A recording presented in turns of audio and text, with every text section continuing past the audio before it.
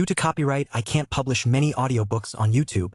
At our audiobook novel service, we offer access to over 300 full novels from Pocket FM, Webnovel, Audible, Wuxia, and more, all in high-quality audio format. Each novel is available with a one-time payment only. No subscriptions, no monthly payment, and no ads. Payments via PayPal or Ko-fi. To browse the full list of available novels, message me directly on Telegram or WhatsApp, or check out our full catalog on Discord. Chapter 641. The Ethereum's Submission, Part 2. The silence between Alina and Northern was tense. Northern had an annoying soft smile lingering on his face, one that seemed to infuriate Alina by the second. She clenched her hands so tightly her entire hand muscles became rigid, almost like breaking. Then she broke and sighed, letting all that frustration and anger go in a breath. It was almost like magic. Her entire demeanor changed in an instant, so obvious that even Northern was intrigued. She looked at him. "Fine, I will let you do it your way, but not here." Northern looked around, observing everyone before coming back to Alina. "I am not opposed to anything, but the kind of person I have known you to be, wouldn't it be to your benefit for everyone to behold the magnificent scene of your student breaking the will of a rare mineral or such as this, in a way that has never been seen before?" Alina rolled her eyes. "If I knew you were this full of yourself, I definitely would have thought twice about taking you under my wing. Follow me." As she commanded, she turned away from Northern. With haste, he picked up the mineral, his hammer still in his hands, and followed her. They walked for a couple of minutes, cutting to the back corner of the workshop building, through a garden, and eventually reached a waterside forge. Much smaller inside compared to the main forge, the clean stream flowing by, the distant garden, and the openness of the area sheltering them from the harshness of the day star's heat in the hot afternoon, all came together to create a perfect workshop. For a blacksmith, that is. Northern observed the place and nodded his head. "This is good. Where did you find it?" "It belonged to the head forge master. He relinquished it to me when I was on my second year." Northern's eyes widened a bit. "She was that good?" Alina glanced at him and grinned smugly. "What? Am I beginning to truly intimidate you?" "I am just impressed. And considering that I rarely get impressed, you should feel proud of yourself." "Bastard!" She spat with a crumpled face. "By the way," Northern's voice asked, "except for the first day I came, I have never met the forge master." "Why?" "Oh, he's busy," Alina responded as she entered the forge. She continued, "It's the season of the year where the Milwa festival is held. Heads of every department get busy." "Busy doing what? And what is the Milwa festival?" She spoke as she rearranged a few things in the worn-out smithy. The academy was created by 3 individuals, but one of them was well known for his outstanding effort, and he was known as Milwa. During the early days of the academy, the 3 of them got distant from each other, separated by their beliefs and differences. The combative school, the craftsmanship school, and the scholar school. A major discord was said to have happened then, and after it was settled, Milwa created a festival in the school for all 3 schools to compete against each other under fair conditions. The winner and their school is ranked as the strongest. So far, since the history of the festival, the combative school has always won. Even when the scholar and craftsmanship schools came together to become the non-combative school, it was still useless. "That must have hurt a lot." "It's none of my business. I am not concerned with festivals and competition. In my opinion, Milwa created a ground for the other 2 schools to repeatedly get humiliated every year." "That's sad." Alina finally finished what she was doing and looked at Northern. She frowned. "What is that sly grin on your face for?" Northern stroked his chin a little bit. "I'll tell you what. How about I take the festival for the non-combative school for the first time in the history of the academy's creation?" Alina lingered for a bit. She was enticed by the offer. She acted like it wasn't her concern, but she had had to endure the humiliation for the past 3 years. No matter how much they tried, the combative school just always won. It didn't matter what they were best at or how fair the competition was to both schools. The stronger ones always came out on top. If that were to change, she would be happy. But it was impossible. While she now guessed that Northern could be strong, She was also aware that it was impossible for him alone to carry the entire responsibility of the whole festival. It would wear him out before he got a chance to win. She scoffed. If you have the time to think about that nonsense, why don't you tame 10 rare minerals and let me see? Northern gave her a thumbs up. Deal. Finally, the stage was set. He dropped the Ethereum on the metallic table and stared at it for a few seconds while Elina backed away. Then Northern began again. This time, he brought the hammer down on the charged stone without mercy.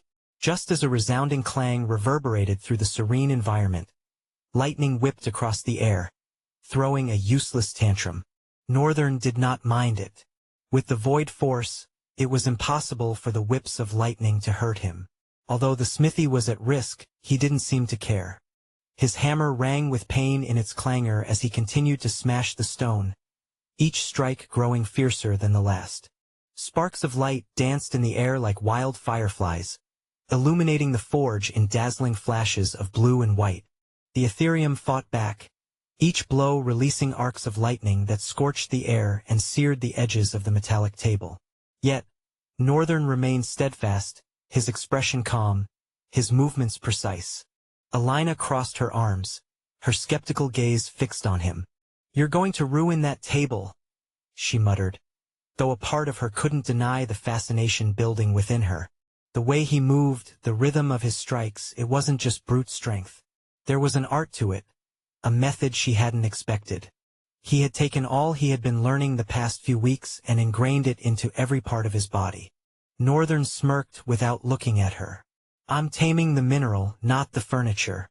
If it breaks, it wasn't worthy of this forge anyway." Elina rolled her eyes but didn't argue. Instead, she observed him more intently. There was something different about how he worked the hammer. His strikes weren't random. Each one carried a deliberate purpose, a distinct resonance that seemed to communicate with the mineral itself. Then she noticed it. Chapter 642. The Ethereum's Submission, Part 3. Wrapped around Northern's hammer was a strange, almost foggy-looking air. Each time the lightning lashed out and passed through that air, it vanished completely within it. Elina had several speculations in her head, but none of them made sense enough to explain why that cold air erased the lightning, controlling its damage before it got the chance to vehemently fly around. She saw that Northern indeed knew what he was doing with every shattering smash he slammed on the mineral. However, the black stone only glinted more stubbornly, with blue sparks dancing around it. "It doesn't look like it's going to give in." Elina folded her hands and watched with a rising tension in her heart. It was like a contest of power. So far, both sides were unrelenting. Through watching Northern's effort in subduing the mineral, she had gone from being very sure that it was impossible to being hopeful that he would break it. Deep in her heart, she had always questioned this part of her work. However, no one had the power to subdue such strong mineral ores. Birthed from the heart of viciousness in the rift, this mineral bore the greatest will of the rift to carry on. Their roots came from the core of the rift at the moment of birth. They had seen its growth and shared its change. They were the severest component of a rift, their will eternally bound to the spatial, monster-birthing anomaly. Subduing them was like subduing the rift itself. Each strike against the black stone, shining with blue glints, was like striking against the will of hundreds of monsters with a single hammer. It was not the hammer that did the work, but the power of the one wielding the hammer. The will of the person is what radiates through their strike. When ego clashes with ego, a contest is born, hence explaining the intense resistance of the mineral. The only reason there was a methodical approach to breaking the ores was because no one had been known to possess a will strong enough to match that of 100, perhaps 1,000 monsters, desperately willing to survive and carry on the essence of their habitat. However, Elina was thinking differently now. Her eyes widened as Northern rained down one powerful strike and a crack pierced into the stone. The lightning that whipped out this time was weaker. A small grin slowly crawled on Elina's face, her eyes shining with excitement. Insane! The Ethereum's resistance was beginning to falter, its defiance slowly giving way to something else. Submission. But something was different. Besides the somber look on Northern's face, There was now a peace ringing in the crude melody of his strikes. What are you doing? Alina asked, her voice low, almost reverent. Negotiating, Northern replied simply, his face blank. Every material has a will like we are taught. It didn't feel right breaking it. So I decided that I was going to guide it. Show it the path it didn't know it could take.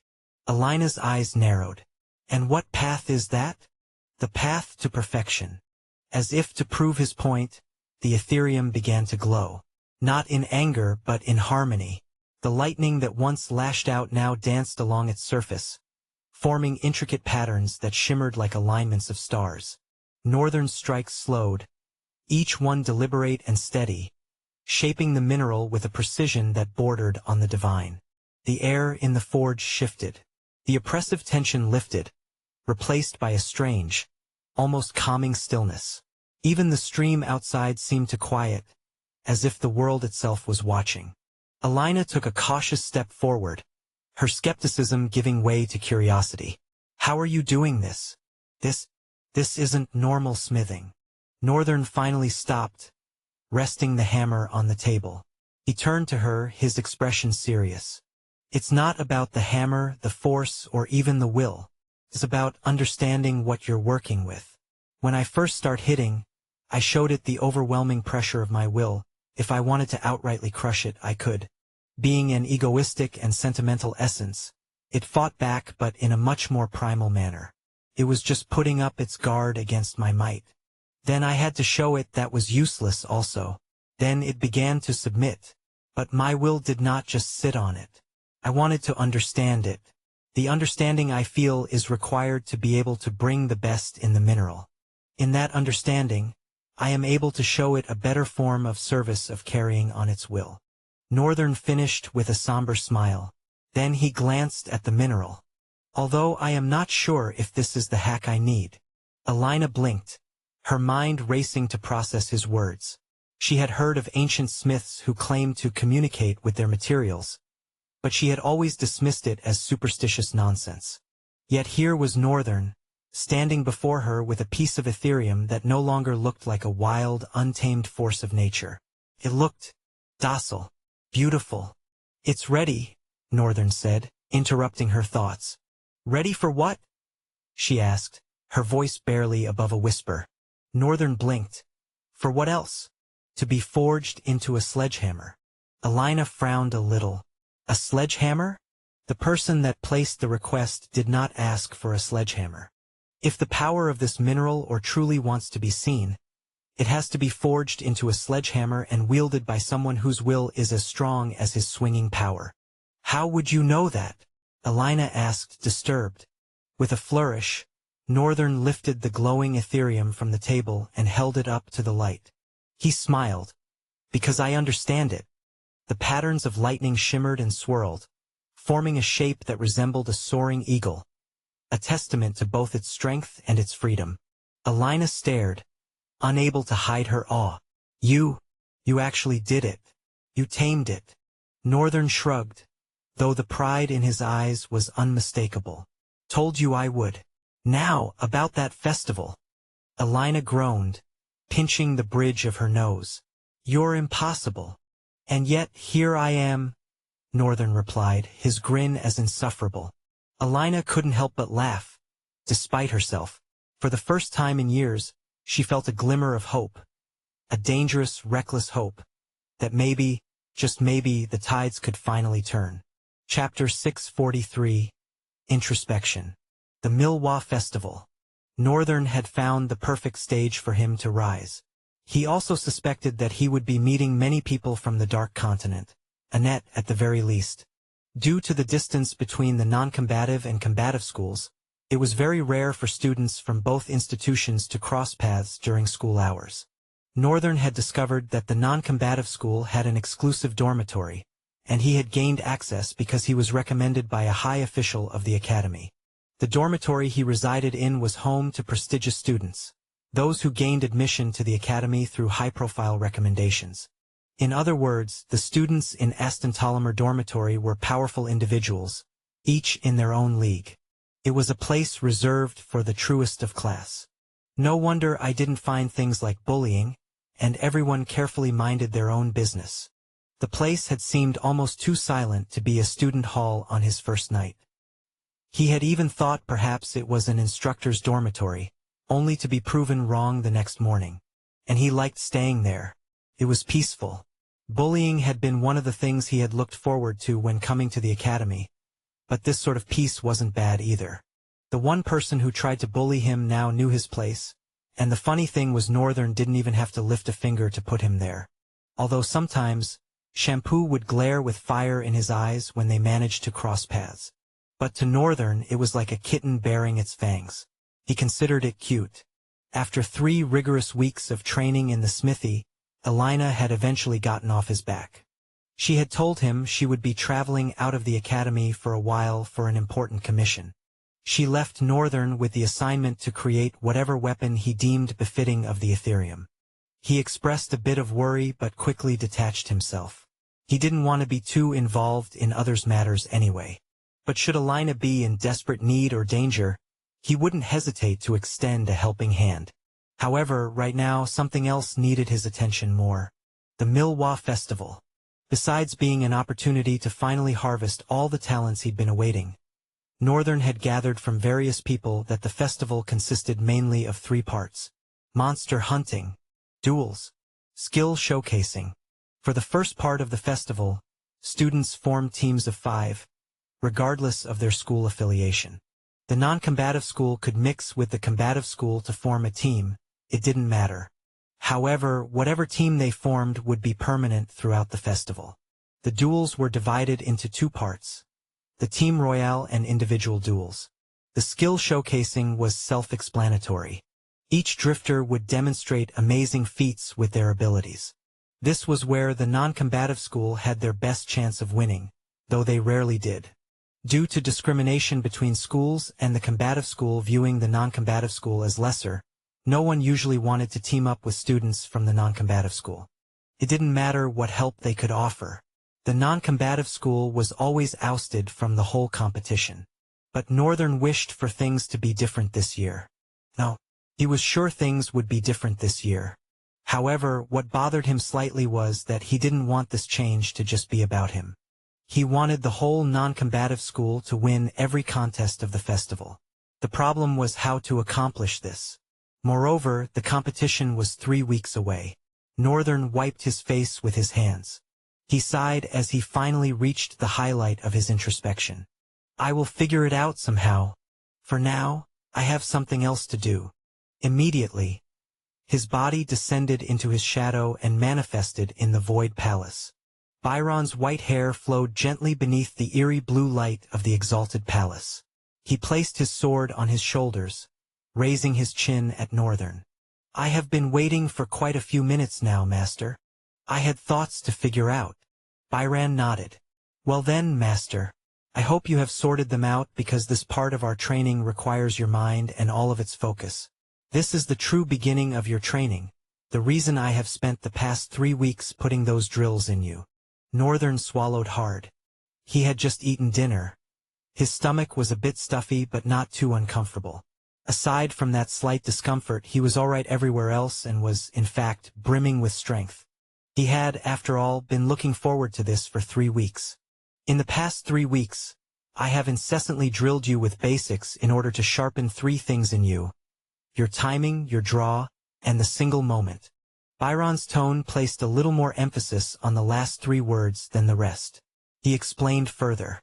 The single moment, Ishin, is the ultimate expression of my sword style. A draw so perfectly executed that it exists in the thinnest possible slice of time. The cut happens in such a pure moment that reality itself seems to pause, and the only report seen is that of the aftermath, never the action itself. Northern felt a weight slowly settle in his chest. Each breath became heavier than the last. He was not pressured. Rather, he was excited. Too excited. He had forgotten that this had always been the kind of thing he expected when he heard of swordsmanship. Although swordsmanship in Trael was undoubtedly alluring, it was nothing like the fiction he had always heard so much about. Being able to reach a realm of transcendence with just your sword. He had forgotten those dreams. But now, Byron's words were reminding him, and it made his heart throb heavily with excitement. Byron's voice trailed back to his ears. I will be teaching you the first technique of my sword style, the Moonlit Whisper. Chapter 644. The Moonlit Whisper. First technique. Northern's breath caught in his throat. The name alone carried a weight of mystery that made the air in the Void Palace feel heavier. The Moonlit Whisper, Byron continued, his white hair seeming to absorb the eerie blue light around them, is not just a technique, it is the foundation of everything else you will learn. He moved his sword from his shoulder, holding it at his side with a grip so natural it seemed like an extension of his arm. Watch carefully. Northern's eyes widened slightly. During the course of this training, he had seen Byron demonstrate sword techniques, but something felt different this time. The air itself seemed to hold its breath. Byron didn't move. Or rather, he moved so subtly that Northern's eyes struggled to process what they were seeing. It was as if the sword was disturbing reality itself, creating ripples in the space around it. What am I looking at? The movement was smaller than a whisper, yet Northern felt something brush past his cheek. When he touched the spot, he found a single strand of his hair had been cut clean through. That was just a greeting, Byron said, his voice carrying an unusual warmth. The true technique is far more intimate. Northern's excitement from earlier transformed into something deeper. A small frown creased his face. Did that technique bypass void force? It did not feel right. In the past, or to be fairer, since he became a sage, Northern had been developing a more practical use for void force. Before now, void force had been a stagnant form of defense, a wall of air that diversified the space between him and an attack. But Northern did not want to be protected by a wall of air like a helpless child all the time. Hence, he looked for a way to make the defense mechanism more practical. It didn't take long to develop a method for what he wanted. Northern took firm control of the force and compressed it so tightly that it became a flexible concept. That flexibility allowed Northern to wrap it around his entire form. Instead of being a wall around him, the void force became a thin layer of defense framing him from head to toe. There were advantages and disadvantages to this new form of the void force. One of the advantages was that Northern achieved what he wanted. The disadvantages, however, the void force lost that quality power to endlessly stretch the distance between an attack and him. Now, it just stopped the attack from entering the limitless void instead of trapping it there like it would before. It was regrettable, but he could always change it whenever he wanted. The most prideful change that happened to the void force was that now, under Northern's direct supervision, it was impossible for any kind of attack to bypass it. Before, the void force only reacted to something, but now it was constantly being maintained by Chaos Eyes and his limitless void essence. Chaos Eyes served as its eyes of danger. His void essence served as its running fuel. However, just now it had been bypassed. The implication of this was that, as much as Northern hated to admit it, his Chaos Eyes did not catch the move. I have to learn it at all costs. For Northern, this became something that was not just about learning a powerful technique. It was about understanding something fundamental about the nature of swordsmanship itself. The Moonlit Whisper operates on a simple principle, Byron explained, sheathing his sword. Just as moonlight can illuminate an entire lake with just a touch of its reflection, a true sword strike need only disturb the air by the width of a hair to cut through anything. He gestured for Northern to draw his sword. The drills I taught you weren't just about speed or precision. They were about understanding the threshold between movement and stillness. The Moonlit Whisper exists in that threshold. Northern gripped his sword, feeling the weight of Byron's words settle into his understanding. Everything he had learned over the past 3 weeks began to take on new meaning. Now, Byron's voice carried an edge of anticipation. Show me your current draw. Let's see how close you are to finding that threshold. Northern took a deep breath, centering himself. The excitement from earlier had transformed into sharp focus. A moment like this was bound to mark the beginning of something profound, so he had to approach it with a level of seriousness he had never employed before.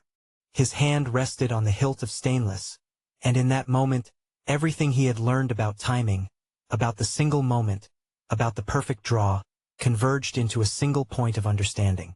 The Void Palace held its breath, waiting to witness Northern's first step toward mastering the legendary moonlit whisper technique. Northern's hand tightened ever so slightly on the hilt of his sword. All his senses converged into that single point of contact between his palm and the wrapped handle.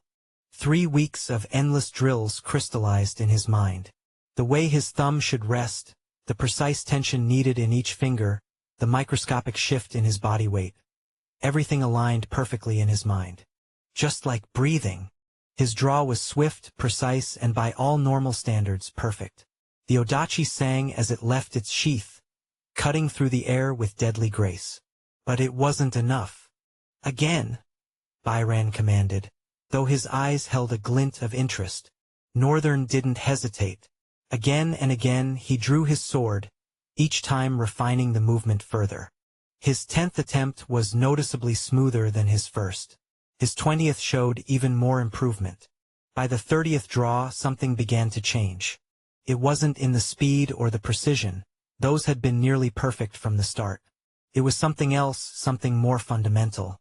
On his 43rd draw, Northern felt it.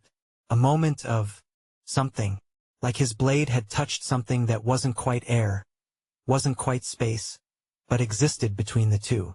Byron's eyes widened slightly. Again, Northern drew once more, chasing that sensation. This time, the feeling was stronger.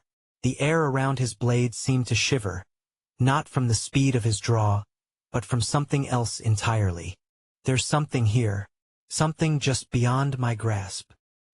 His next draw caused the eerie blue light of the Void Palace to ripple, as if the sword had cut through the light itself. Byron took a half-step forward, his usual composed demeanor showing cracks of genuine surprise. "Master, you're—" Northern barely heard him. He was lost in the sensation now, each draw bringing him closer to understanding something his mind couldn't quite grasp but his body was beginning to comprehend. On his 57th draw, it happened. Chapter 645, The Realm of Transcendence. On his 57th draw, something changed in the air of the Void Palace. The usual eerie blue light seemed to hold its breath, as if reality itself was waiting. Northern's fingers tingled where they touched stainless hilt. That sensation he'd been chasing was closer now, hovering just at the edge of his understanding like a word on the tip of his tongue. Not yet. There's something more. His 58th draw came smoother than water. His 59th quieter than thought. Each attempt brought him closer to something fundamental. Byron stood motionless, his white hair perfectly still in the windless palace. His eyes betrayed a growing tension, like a man watching the horizon just before dawn breaks. On the 60th draw, Northern felt it, a whisper of understanding that made his heart skip a beat. His hands trembled ever so slightly as he resheathed stainless. One more time. He closed his eyes, letting everything fall away. The sound of his breathing, the weight of his clothes, the very awareness of his own body. All of it dissolved until there was nothing left but his connection to stainless. In that perfect stillness, something clicked into place in his mind. The threshold Byron spoke of wasn't a place between movement and stillness. It was the point where movement and stillness became the same thing. Northern's 61st draw transcended technique.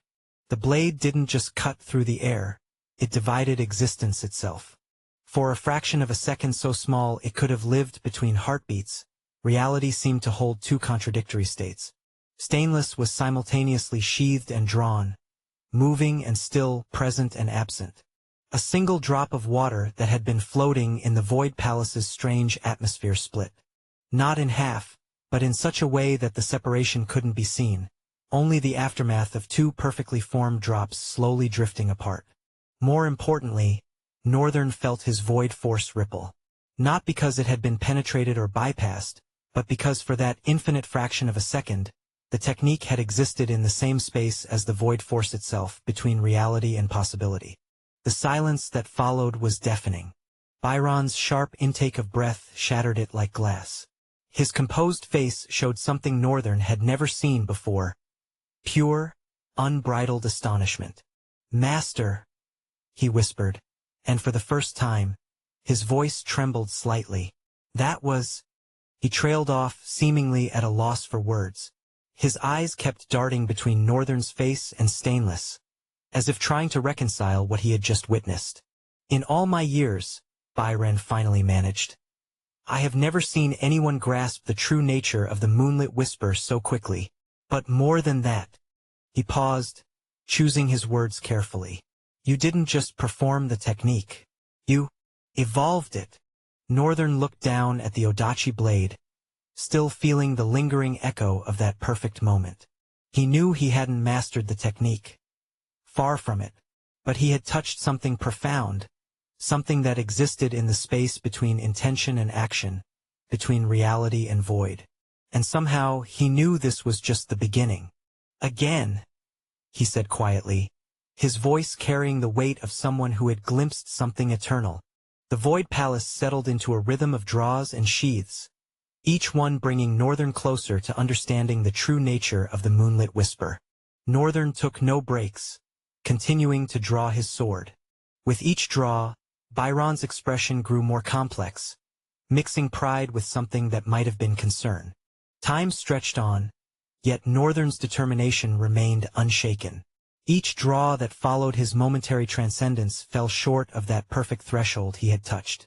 The 62nd draw was clean, precise, but ordinary. The 70th powerful and swift, but still bound by the laws of physical movement. By the 80th, frustration began to creep into his movements, a nearly imperceptible tension in his shoulders that hadn't been there before. Why? I touched it. I know I touched it. The 100th draw came and went, each attempt precise but lacking that ethereal quality that had made reality itself pause.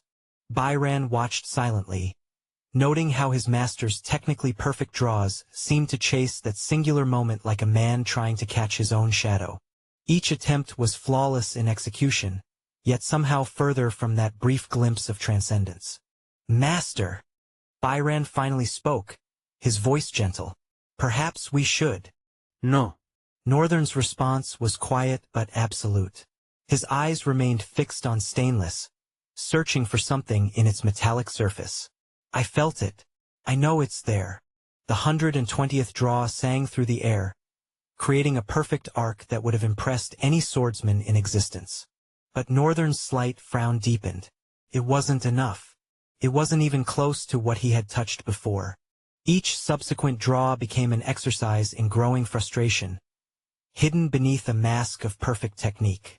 The movements remained immaculate, but that crystalline moment of understanding seemed to slip further away with every attempt. By the 150th draw, sweat had begun to bead on Northern's forehead, not from physical exertion, but from the mental strain of trying to recapture something that existed between thoughts. It's like trying to grab smoke, he realized, his hands beginning to tremble slightly. The harder I reach for it, the more it disperses. Still, he continued. Draw after draw, each one perfect, each one insufficient. The Void Palace's eerie light seemed to mock him now, reflecting off Stainless blade in ways that reminded him of that single perfect moment he could no longer touch. Byron's concern grew more evident with each passing attempt, but he remained silent. He recognized the look in his master's eyes. The thing about the realm of transcendence was, when one thirsted for it, nothing in the world of swordsmanship would be able to satisfy such a person. It was the very hunger that had driven him to a point where he chased perfection of the sword rather than achievements with his skills. Even when the old world granted him the moniker Sword King, and he gained humongous prestige because of it, he still was not satisfied. There was something he wanted to touch more of. And though the world deemed him the strongest, he wasn't there. The realm of the transcendent was a cruel one. The 200th draw cut through the air with deadly precision. Yet Northern's frustration finally manifested in a barely audible sigh.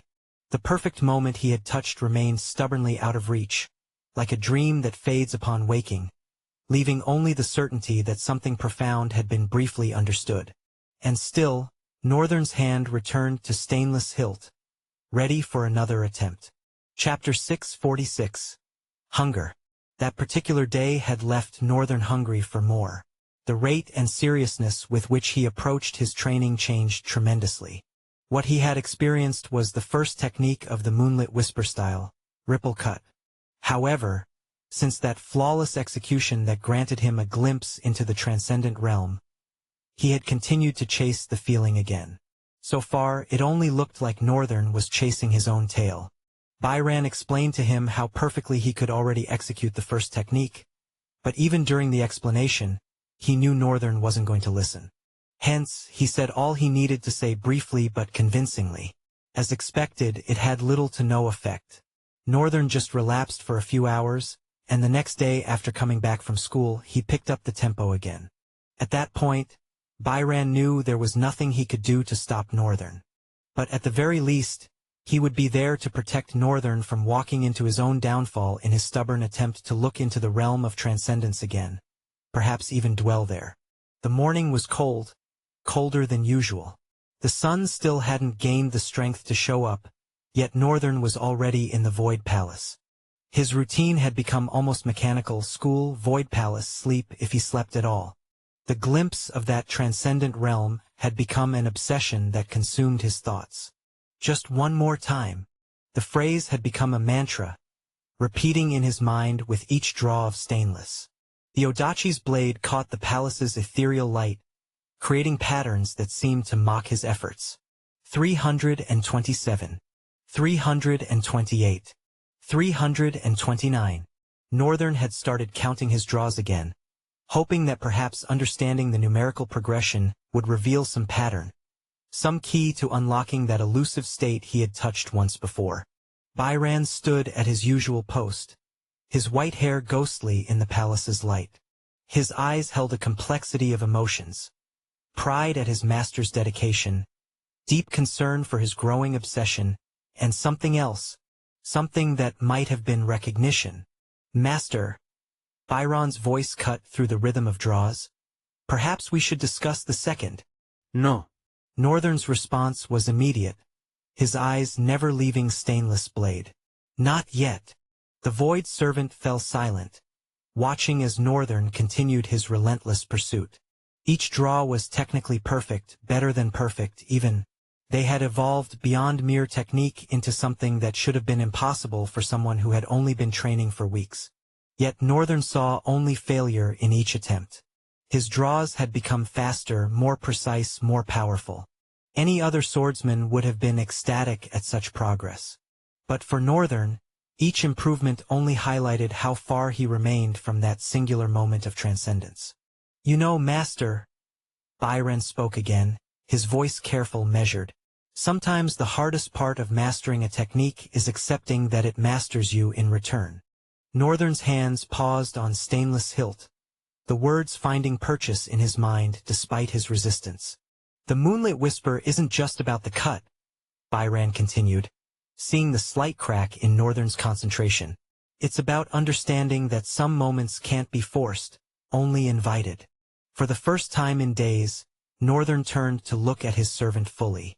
There was something in Byron's words that resonated with a truth he had been trying to ignore.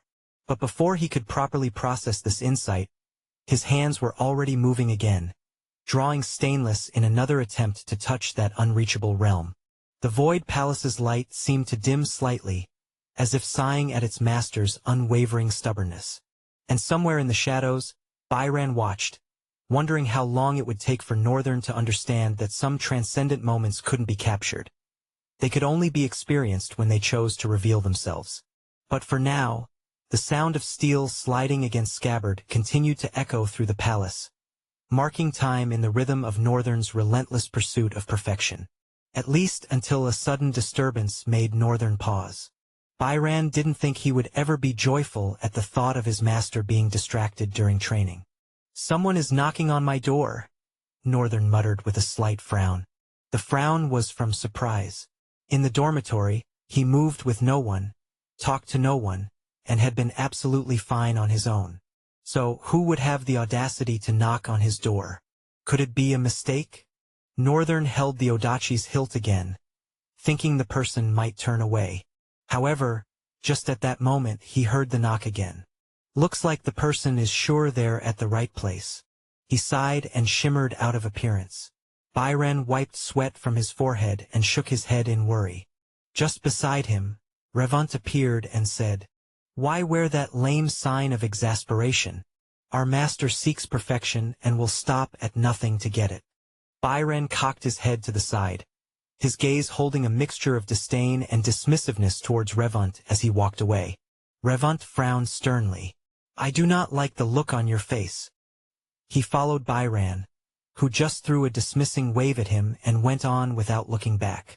Meanwhile, Northern walked towards the door and opened it. When he saw who was there, he was surprised and not surprised at the same time. Aster, the blabbermouth he had met on his first day. Aster let out a short chuckle, smiling with his eyes as he waved to Northern. "Hey fella, you still didn't tell me your name, huh?" Northern hadn't expected Aster would come back to him despite having expressed that cold and oppressive atmosphere of void aura. Even though he had reduced it by half, that half was still a lot for a fragile human like Aster to endure. At the same time, it was Aster. For some reason, given the nature of the person Northern had known him to be, he wasn't really surprised the guy was standing before his door right now. However, something was strange. Chapter 647. The Star Chasers. Intro. Northern observed Aster's expression. The boy tried to suppress it, but he still looked disturbed. He seemed hurried, as though he just wanted to leave this place but was forcing himself to pretend otherwise, masking his discomfort with a smile. Northern glanced down the hall. It was empty. He was utterly confused. As if to confirm his suspicion, Aster spoke. "Can I come in?" Northern frowned immediately. "Come in and do what? You don't just show up at my door this early wanting to come in." "Come in why?" Aster looked down, rubbing his hands together nervously. "I'm really sorry, fella. I wanted to talk to you about something. I was wondering if you could help." He glanced back briefly before fixing his gaze on Northern, waiting for a response. "Well, we can talk right here and now. You don't need to come into my room." Aster's face looked as though it was beginning to break apart. His left hand trembled slightly, but he quickly steadied it with his right. Northern's frown deepened, his tone dark and demanding. "Aster? What is wrong?" The boy's lips quivered, but this time not from his usual chatter. He looked like he was in some kind of trouble, which only troubled Northern more. "Please, let me in," Aster said, his tone trembling. Northern stared at him deeply for a few moments before opening the door wider, silently inviting him in. Aster hurried inside, glancing around Northern's minimalist space. As he took another step, he suddenly dropped to his knees, shocking Northern. What the hell did this guy get himself into? Northern sighed tiredly. He didn't want to get involved in whatever mess this was, especially not this early in the morning. But it was clear Aster had been up to something suspicious and was likely being chased for it. Right now, though, he just looked like he needed water. Lots of it. Northern touched his shoulder. "I'll go get water for you." As he turned to leave, Aster grabbed his arm, shaking his head slightly. "Please don't go." "What do you mean, don't go? You look like the living dead right now. Drinking water will help you calm down, and once you're calm, you can tell me whatever it is you've gotten yourself into without stuttering." Northern gently pulled his hand away from Aster's grip and walked out before the boy could protest further. However, as he closed the door, he caught a muffled phrase. "But they're outside." Northern shook his head, dismissing the comment, and continued down the hall. The corridor was eerily silent.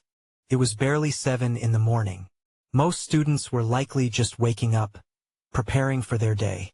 Breakfast wasn't until 9 a.m., and classes started at 10 a.m. He descended the stairs, turned right, and headed toward the large dining hall.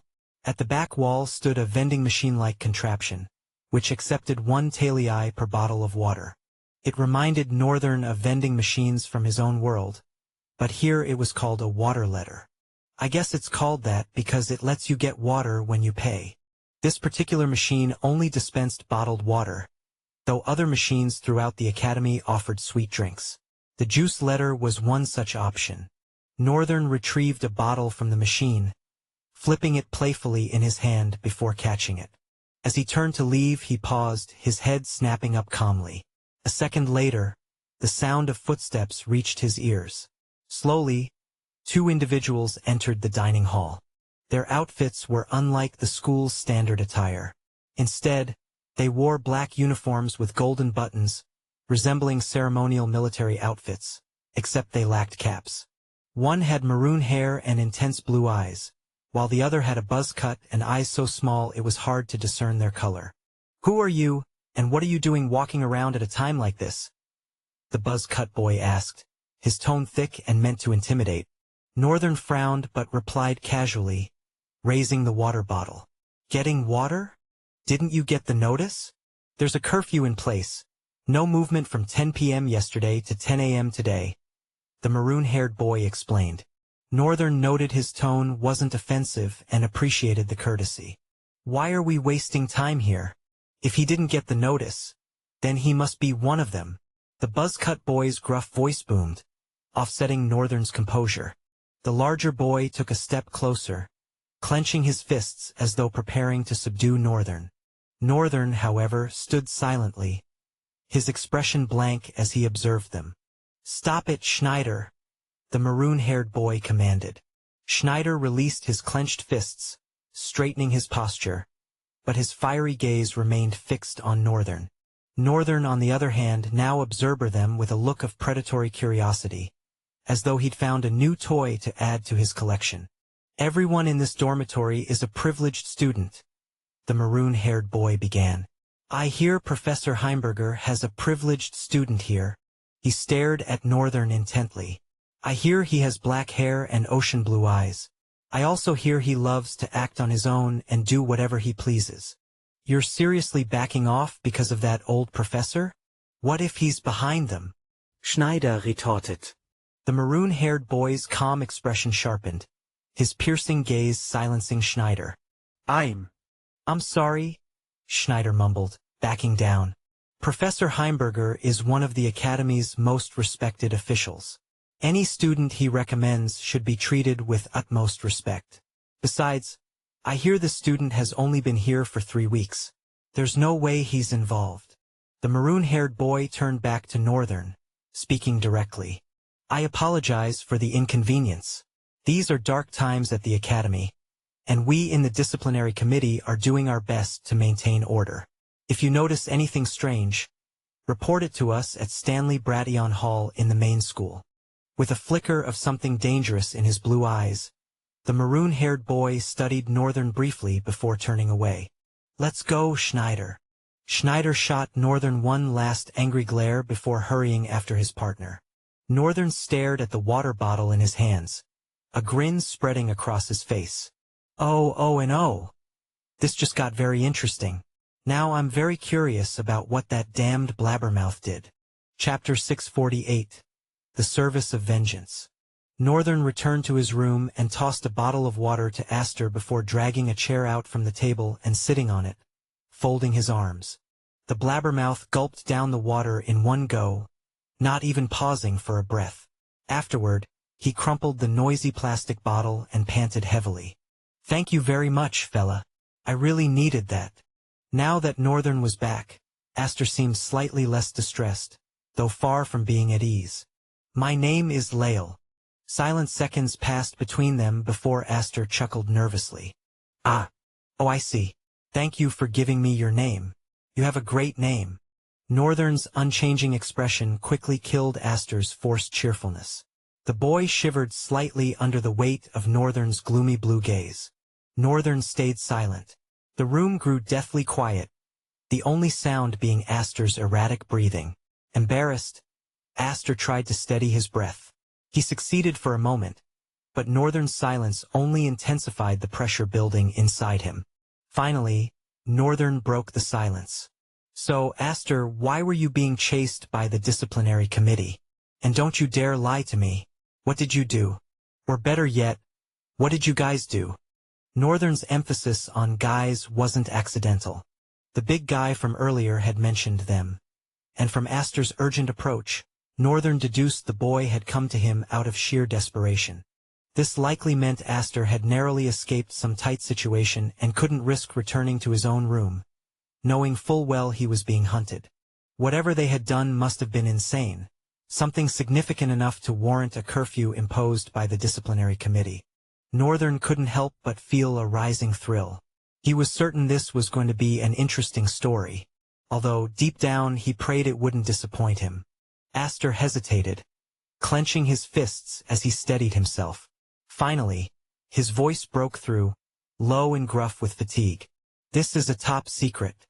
Please, promise you won't tell anyone. I'm not the one with an SSS-class talent for talking, remember?" Northern replied dryly. Astor's face twisted in confusion. "Someone has a talent for talking? Is that even possible?" "I didn't think so either until I met you," Northern said with a polite smile. Astor groaned. "Ah, man, that's tough." Suddenly, he fell silent, his mind replaying their conversation. His eyes slowly widened in realization. Pointing to himself in disbelief, he stammered, "Are you talking about me? Wait, really? How can you be so mean?" Northern's smile turned sharp. "Looks like you've regained some energy. Start giving me answers." Astor straightened his back and crossed his legs on the ground, his expression turning serious. "I don't know if you've heard of the Milwa Festival. Don't tell me this is about that." "Your face tells me you have," Astor continued. "As you know, the festival is coming up again. A time for each school to showcase their strength. The Milwa Festival used to commemorate the relationship between the two schools. It was more of a friendly gathering than a competition. But over the years, as the discrimination from the combative school against us non-combative students grew, the festival lost its meaning. To make matters worse, the student union has always been made up entirely of members from the combative school. It's been like this for over 100 years. They practically own this entire academy, leaving us with no ground to prove our significance to the world. Some people don't even know that Milgard Academy has non-combative courses." Northern nodded. "He's got a point. Even I was shocked to find out there's a blacksmithing course here." Northern could almost see the pain biting deep into Astor's heart as he spoke with unparalleled passion. If only he put this much passion into talking less, life in the academy would be better, for me, for example. It was this discrimination that led to the formation of an underground organization. Northern's interest peaked, a faint light sparking in his eyes. "An underground organization?" He continued listening intently. The organization's goal was to win the Milwa contest and uphold the values of the school. But our base just got revealed. Northern crossed his legs, a sweet smile tugging at his lips. The next second, his expression turned cold and serious. "A supposedly underground organization getting their identity revealed? Isn't that just hilarious?" Astor clenched his fists, his teeth gritting as pain etched itself into his face. "There was a traitor among us. Someone sold us out, told the disciplinary committee our location. And it happened at the worst possible time." Northern raised an eyebrow. "Worst possible time? You mean the festival?"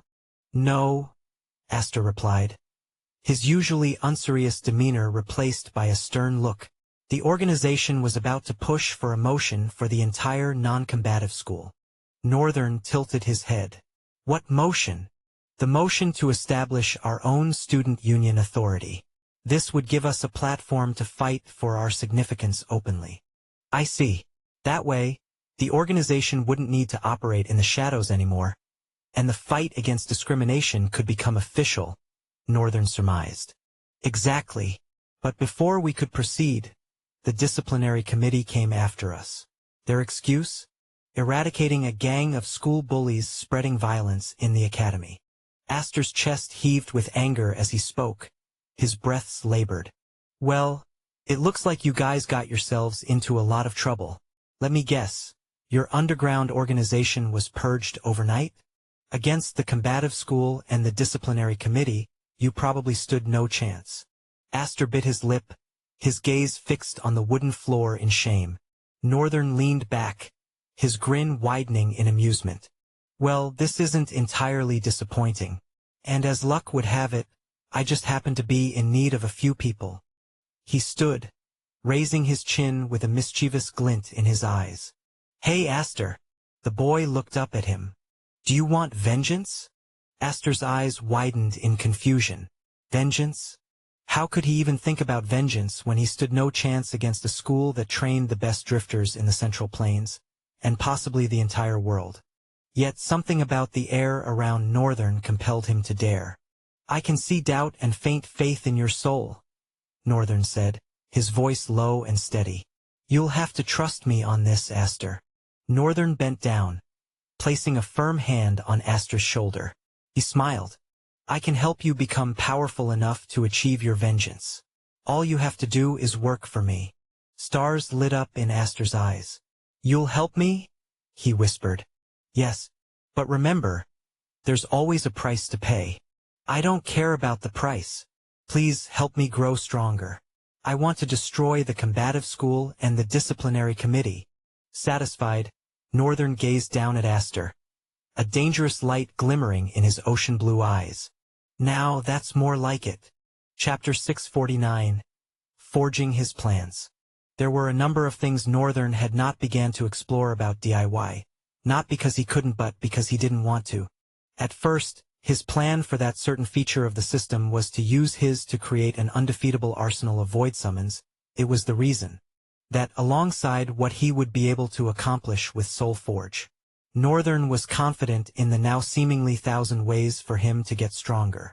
Hence, he decided to first mastering the forge, after which he was going to copy talents, upgrade them and then come to inspect the new void summon entries. Then after all that was done, his plan was to begin to use the other souls around to forge power gears for his arsenal. Then with the creation ability of the void, he would create new permanent clones of himself with different personalities and sources of strength, and for one of the incredibly amazing things DIY could do, DIY allowed him to be able to appoint talents to people. People in this category meant other people and his clones. Northern had experimented on it with Black Mamba, but it was futile, which confirmed his suspicion that for some reason, the copycat system does not consent to the existence of void and chaos. However, there didn't seem to be anything it could have done about it. Northern had even felt like perhaps DIY had been a desperate attempt to cause him to rely more on the system. Whichever one was the case, he loved it, and his goal at the end of the day still remained to surpass all. Both the system and chaos and void, he would surpass them all. When he met Linus and spoke to him about working for him, there was no prize that could have caused the proud and arrogant knight to succumb until when Northern explained his rare ability, sugarcoating it as the ability to help his talent class grow. Talent class from the beginning of time was not just a classification of power rank of one's talent. It was a classification of the type of talent that permanently dictated its power rank. For example, talents that were suited for close combat and more warrior-based would always be found between Class B, A, and S. Shin's cloning ability, for example, also Windstride. Talents that seemed perfect for long-distant battle, evoking attacks that rendered distance meaningless, were always found between Class S, SSS, and EX. While utility talents were always found in Class C, D, E, and F. Of course, there are always very rare anomalies where a supposed perfect talent like lightning would be in a lower class. This can be caused due to one's soul core. When the soul core in its awakening is not fashioned to be able to hold too much essence, this further affects the class of their talents at awakening. Thus it was a fate a drifter could not really dictate, which made Northern's proclaimed rare ability very special, that not even arrogant Linus could refuse the mouth-watering offer for his talent to grow. Northern had a simple way to go about it: copy his talent and evolve it and return it to him. Upon returning it to him, Linus would be getting the evolved version of his talents. That was easy. The same thing could be applied to Aster. But Aster's case was a bit different and difficult. The chatterbox had little to no reserve of normally, which meant even if Northern was to give him a stronger talent, he still wouldn't have enough essence to use them. The boy was like an unresourceful chatterbox through and through, which made Northern doubt his perception of him, that he might be a genius. All that didn't matter. Now his job was to figure out a way to make Aster stronger. Either he was going to give him a new core, widen his reserve pool, or make him a void summon. He had to do it one way or the other. He had to make the boy grow stronger. Did I bite on more than I can chew? Along with his thoughts resounded another solemn strike that shattered the crimson ore on the metal table. He shoved it to a metal bowl and placed the bowl into the fire pit, waiting for the mineral to heat up. For now, though, everything should be fine. It had been difficult than pushing a mountain. Getting Aster to go back to his room and assuring him that all will be fine, considering that the curfew was over. The only way he was able to get the boy to get back to his normal life was after threatening to go to the student council himself and spill everything. Dejected, Aster eventually left and Northern silently delegated Night Terror to watch him, while he gave Black Mamba the responsibility of surveying the entire academy. Since this was going to be his playground for a while, Northern's first step was to make sure it was really his playground through, and that meant knowing every nook and cranny of the academy. And Black Mamba just so happens to be the dude for the job. Northern's fingers brushed over the hilt of the forging hammer as he focused on the rhythmic glow of the fire pit. The ore, now glowing a dull red, began to sweat droplets of molten essence into the crucible. The forge's heat roared, the air thick with the scent of scorched metal and the faint hum of the void, ever present in his soul. He leaned in slightly, watching the ore soften under the intense heat, its surface bubbling like boiling liquid. His grip on the hammer tightened, his thoughts momentarily aligning with the rhythmic crackling of the fire. With precise movements, Northern removed the crucible from the flames, setting it on the tempered steel surface of his workbench. The liquid metal shimmered faintly, threads of ethereal energy coursing through it, a property unique to it. He tapped the hammer against the edge of the crucible, pouring the molten essence into a mold etched with patterns, ensuring the final product would carry the imprints of the connection it needed to reach its full potential. As the metal began to cool, his mind drifted back to the rest of the organization. Aster had called them Star Chasers. Quite a weird name. It sounds childish. However, for a non-combative lots, they had a lot of balls, forming and keeping such an organization running. Northern admired their guts and courage. People like that would definitely be able to take whatever he was to plant in them and make it shine. He was going to take a ton of combat inexperienced drifters and defeat all the combative school and win the competition. That was just the beginning, however. Northern planned to, after that, become something more. Another information he was able to get fully well from Aster was the true influence of the Student Council. The Student Council was the body of authority of the academy, and their influence extended far beyond what most students comprehended. Aster had explained, with his usual flair for dramatics, that the council was practically untouchable. They operated not only as enforcers of academy rules but also as a shadowy governing body, controlling the flow of resources, the allocation of missions, and even the outcomes of disputes between drifters. Northern wasn't surprised. In a world driven by talent and power, such a hierarchy was inevitable. The council wasn't just a group of ambitious students. They were groomed for this role, handpicked by the academy's higher-ups for their potential and influence. Yet Northern didn't see them as a threat. If anything, they were an obstacle to be overcome, pawns in a much larger game. His ultimate goal extended far beyond the academy's walls, but for now, he needed to play their game, if only to establish his dominance within the system. His eyes flickered to the cooled alloy resting on the workbench. The ore had solidified into a gleaming ingot, its surface shimmering faintly as crimson soul essence pulsed within. Northern picked up the ingot and held it up to the dim light of the forge. The patterns etched into its surface seemed to writhe, almost alive. What do I name this? He muttered to himself. As he had learned during their lectures, when a drifter discovered a mineral ore, they had the privilege of giving it a name. Northern had been the one to discover the red crystals, so he could give it a name. He thought for a while and uttered, a small smile adorning his face. Rethium. His inspiration was from Etherium, and he figured he had to also make the name have that mineral feel and flair. Satisfied, he set it aside and reached for another chunk of crimson crystal, tossing it into the fire. The process of melting and forging was methodical, almost meditative. Each strike of the hammer, each swirl of molten metal, brought him closer to his goal. Chapter 650. A New Discovery. A beautiful orange-hued light flowed into the garden surrounding the private forge, bouncing off and down the streams.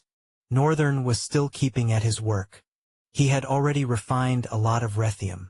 With a towel around his neck and sweat dripping down his body, he hammered several more pieces and placed them into the bowl. It was a good thing that Alina had left this place to him. It had been a great boon. He had been using it to practice his forgery skills. He hadn't really worked on the Ethereum project yet, wanting to make his skill reach its peak before proceeding with that task. In the meantime, he was busy doing 3 things: crafting common swords, learning the craft of armor and other gear from general lectures, and taking a proper survey of the forgery in case he needed to build something like this in the limitless void.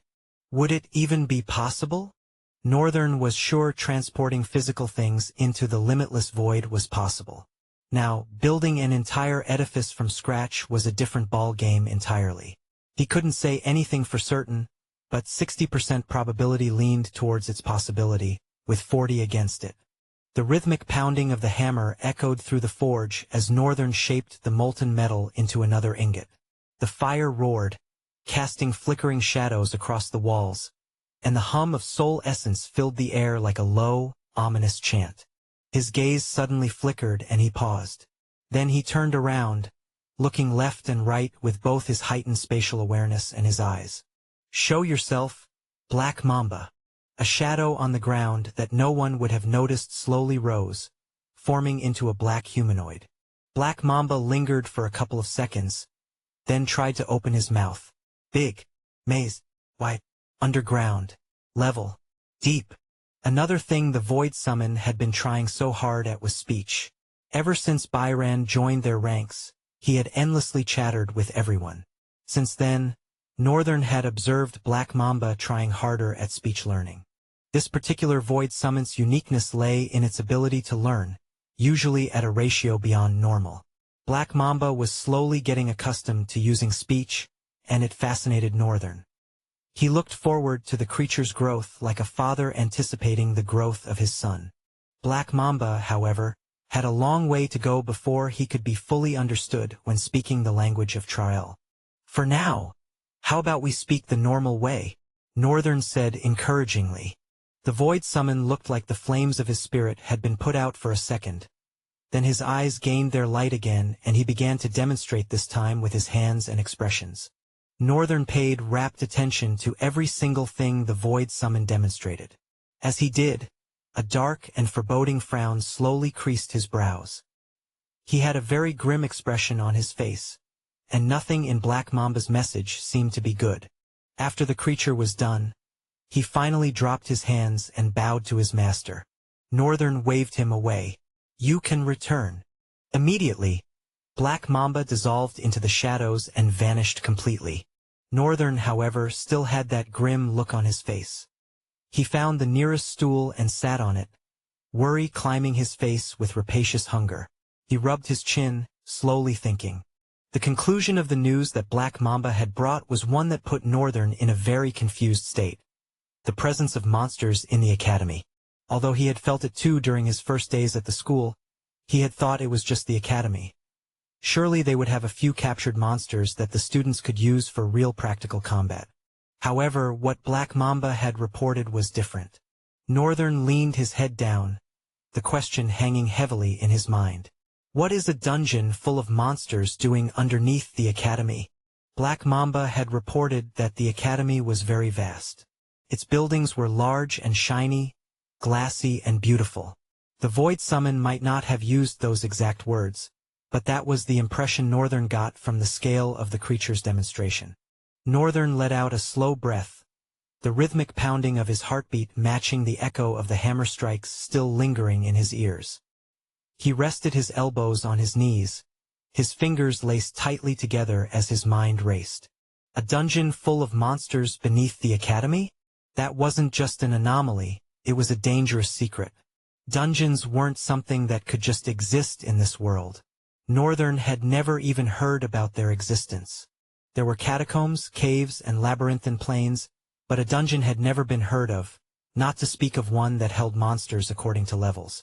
Northern could not help but smell something fishy going on here. He leaned back on the stool, his mind churning. The very idea of a dungeon, something so structured and deliberate, existing beneath the academy was unsettling. Because to fill it with monsters, the only way was to capture those monsters from rifts and put them into the dungeon. Northern stood abruptly, his stool scraping loudly against the floor.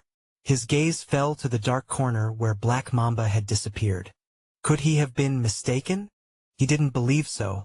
Out of all of them, Black Mamba was the stealthiest, most precise, methodical, and unflinchingly loyal. If the void summons said there was a dungeon, then there was a dungeon. The question was, what was it doing here?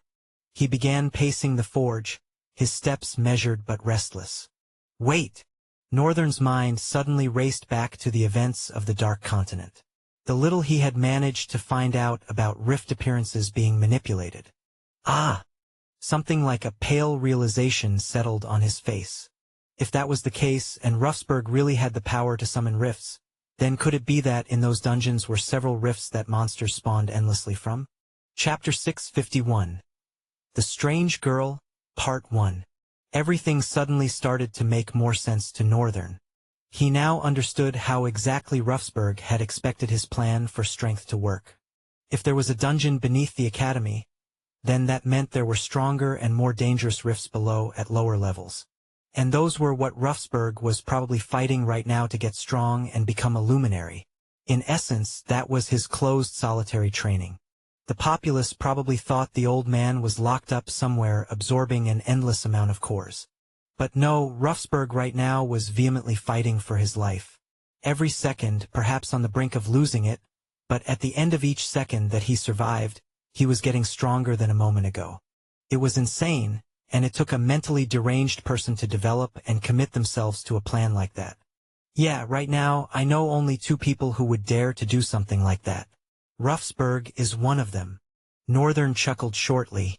No understating that if Ruffsburg should come back, he might be the strongest drifter in the Central Plains.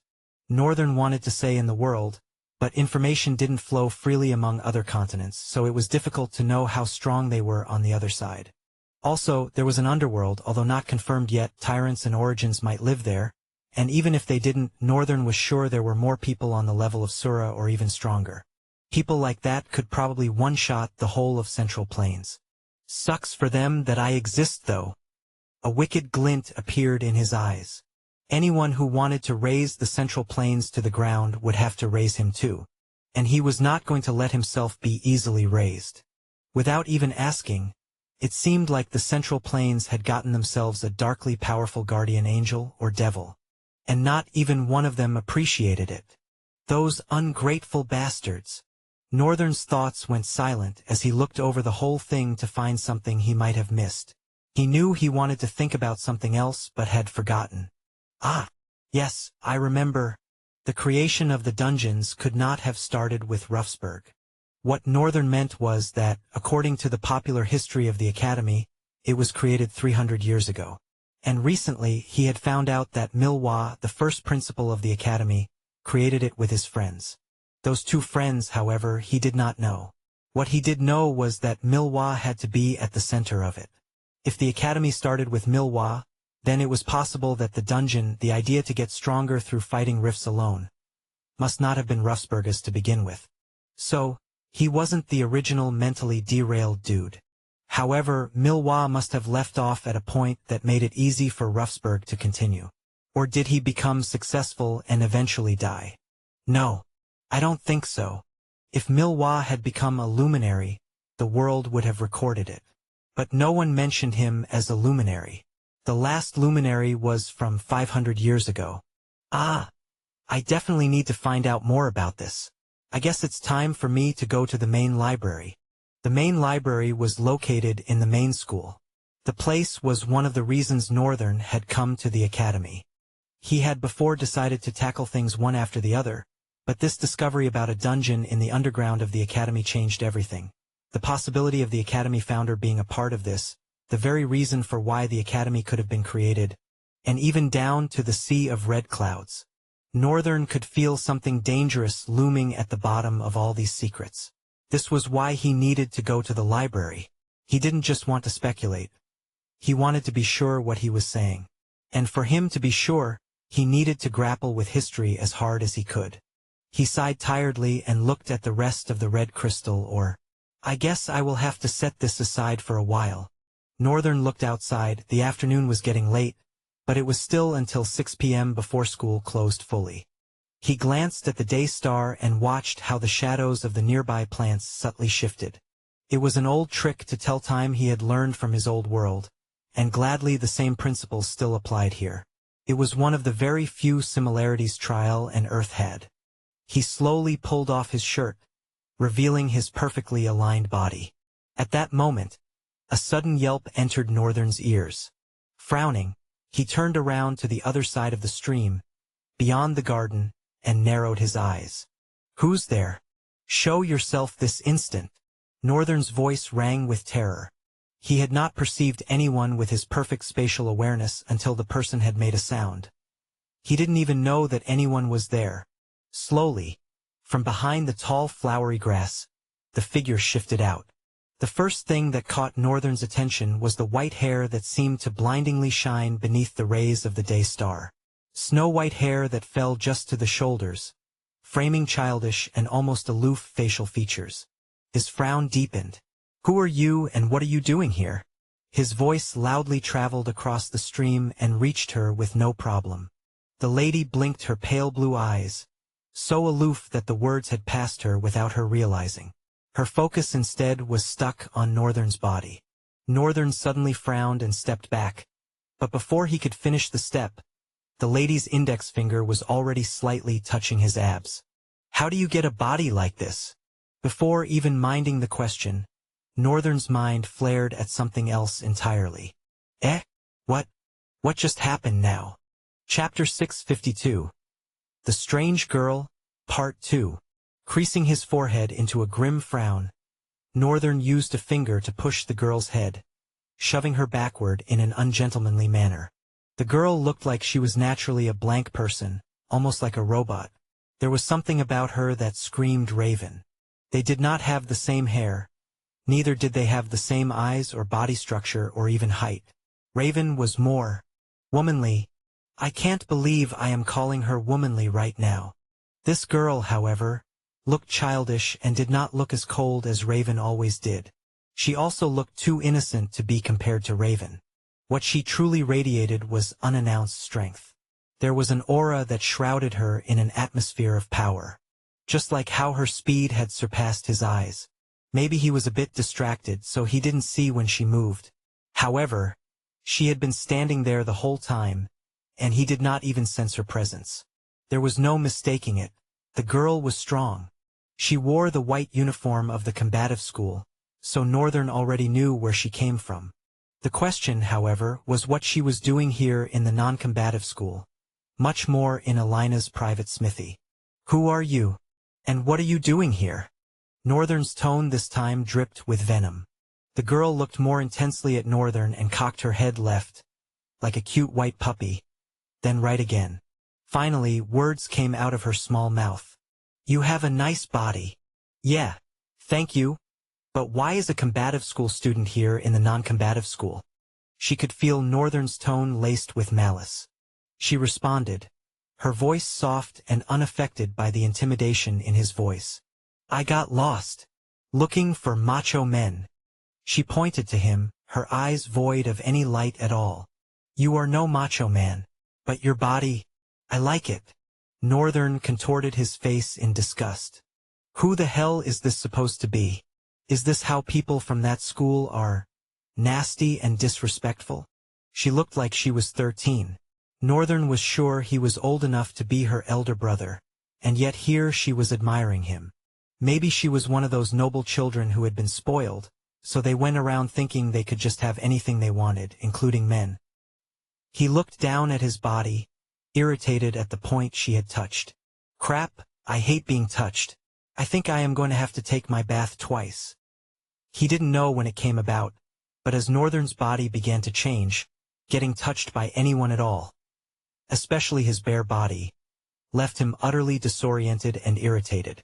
Northern suddenly threw his eyes in a direction. Couple of seconds later, the steps of 4 humans entered their ears. When the girl heard the sound, she slightly tilted her head and looked in the direction Northern had been looking. Her face reflected scrutiny and almost an unnatural level of understanding. The next moment, however, her childish blankness was back. "Your Highness! Your Highness! What are you doing? We have been searching for you," one of the students shouted as all four raced towards her. She was a lady amongst them with pale pink hair that spiraled down her neck in several large strands. Her eyes were large and brimming with caution, but a dark frown was severely tied to her face even as she lowered her knees to the lady in front of her. She seemed to be the leader of the group. "Your Highness, please, you should stop wandering off to the non-combative school." Northern watched them with a strange expression on his face. "Your Highness, that means she's royalty? What country?" He guessed Riemgard but didn't think so. The lady's white hair was similar to his, but all other Riemgard princes and princesses probably had scarlet red eyes. Even her blue eyes paled in comparison to his, so it couldn't be Riemgard. Then which country could it be? Northern was baffled with the confusion. While her subordinates addressed her, the girl said nothing and just stared at Northern. Immediately, the lady kneeling shot to her feet and turned to Northern with a dark frown on her face. "Did you put your hands on the president?" she asked, her voice arrogant as her hand gripped the hilt of the sword strapped to her waist. Northern averted his gaze from the sword and laid it on her, his eyes glowing gently with a cold light. The look in his eyes sent shivers down her spine. She stepped back a little. "Weird fellow. You all from this school are very weak and weird." Then she turned swiftly. "Please, President. Let's go." With that, she held the hand of the young girl quickly and hauled her away, the other three male students following behind them. The girl's blank face wouldn't leave Northern even as she was dragged away, possibly by her subordinates, until they passed the garden and went beyond. What a strange girl that was, he muttered to himself as he turned around to get his normal uniform so he could go change. Pausing for a moment, his eyes went out of focus. President. She wouldn't be the student council president, would she? Northern shook his head almost immediately with a faint smile. "I don't think the student council president would be a child like that." He gathered his clothes and walked out of the forge, going behind it where it led to a washroom. After a while, Northern came out in a lusterless, neatly ironed black uniform. He transported the processed rethium ores into the limitless void, summoning a tiny rift that just sucked everything in. Then he left and headed for the main school. After about 15 minutes of walking, Northern was in the premises of the main school. The sheer number of students he began to see immediately after stepping foot beyond their gate was amazing. Usually, from the other school it looked like students were not available at all or were very few. They were rarely seen and were always inside their workshops working. However, here was different. Male and female students, donned in white uniforms, walked around in cliques. It brought the real feeling of a true academy that he didn't get to feel from his first day in school. However, almost all of them were looking at him with disdain. Chapter 653. The Main Library, Part 1. Northern, without a care in the world for the sinister glares that the students threw his way, walked to the library. Before delving into what he truly came for, his plan was to meet the librarian. When he got admitted, Heimberger had allocated an office to him, and he was supposed to go to the librarian to receive the key and location of the office. Because Northern had been too busy for the past 3 weeks, he hadn't gotten a perfect opportunity. Sometimes he even forgot. But today he was finally going to do so and get to the office where he could have his privacy, to a certain degree at least. He didn't want to believe that Heimberger wouldn't bug the office in some way to monitor him. This was the thing about humans. When they see someone incomprehensibly strong, instead of letting them be, they begin to poke their noses around. Northern planned to allow Heimberger to satisfy his curiosity. For now, though, he had plans for both him and his lackey. The library was almost like a metropolitan building. It was, in fact, the longest glass building that Northern had taken note of when he first arrived at the academy. It was a marvel of modern architecture, a towering glass skyscraper that reflected the shifting hues of the sky like a living painting. Its exterior was a seamless blend of mirrored glass and sharp, steel accents, giving it an ethereal quality that made it seem as though it were both a part of the heavens and the earth. The daystar, whenever it hit the structure, refracted through the glass, creating a kaleidoscope of colors on the surrounding cobblestone paths. The sheer height of the building was enough to make any onlooker crane their neck in awe. It stretched so high into the sky that the top floors often disappeared into the mist on cloudy days, making it seem endless. The exterior was adorned with subtle carvings on its steel supports, depicting constellations, symbols of the constellations' churches, and excerpts of ancient texts, all glowing faintly whenever shadows drifted by. The main library stood so magnificent, and was a mark of the Academy's center. No matter from what angle or how far as one was within the Academy, they could see the library. Oftentimes, students used the main library to navigate their way through the enormous space of the Academy. At its base, the library had an open plaza, paved with white and gray stones arranged in a pattern that resembled a spiraling galaxy. Northern could find students and staff alike often, either seated on the curved benches circling the building or walking along the pathways that connected the library to various parts of the Academy. The main entrance was no less imposing. A set of double doors, crafted from tempered glass and framed by steel in the shape of entwined branches, welcomed entries. Above the entrance, an enormous symbol of an open book, etched in gold runes Milwa Arajimo, glimmered under the daystar. The doors slid open silently, and Northern entered inside. The first thing he noticed was the chills that clung to his body. Before getting the chance to explore more of the library, the officer standing by the door directed to the man seated behind a desk at the corner of the library. Northern bowed respectfully as he reached in front of the man, who looked quite ordinary with a rectangular glasses.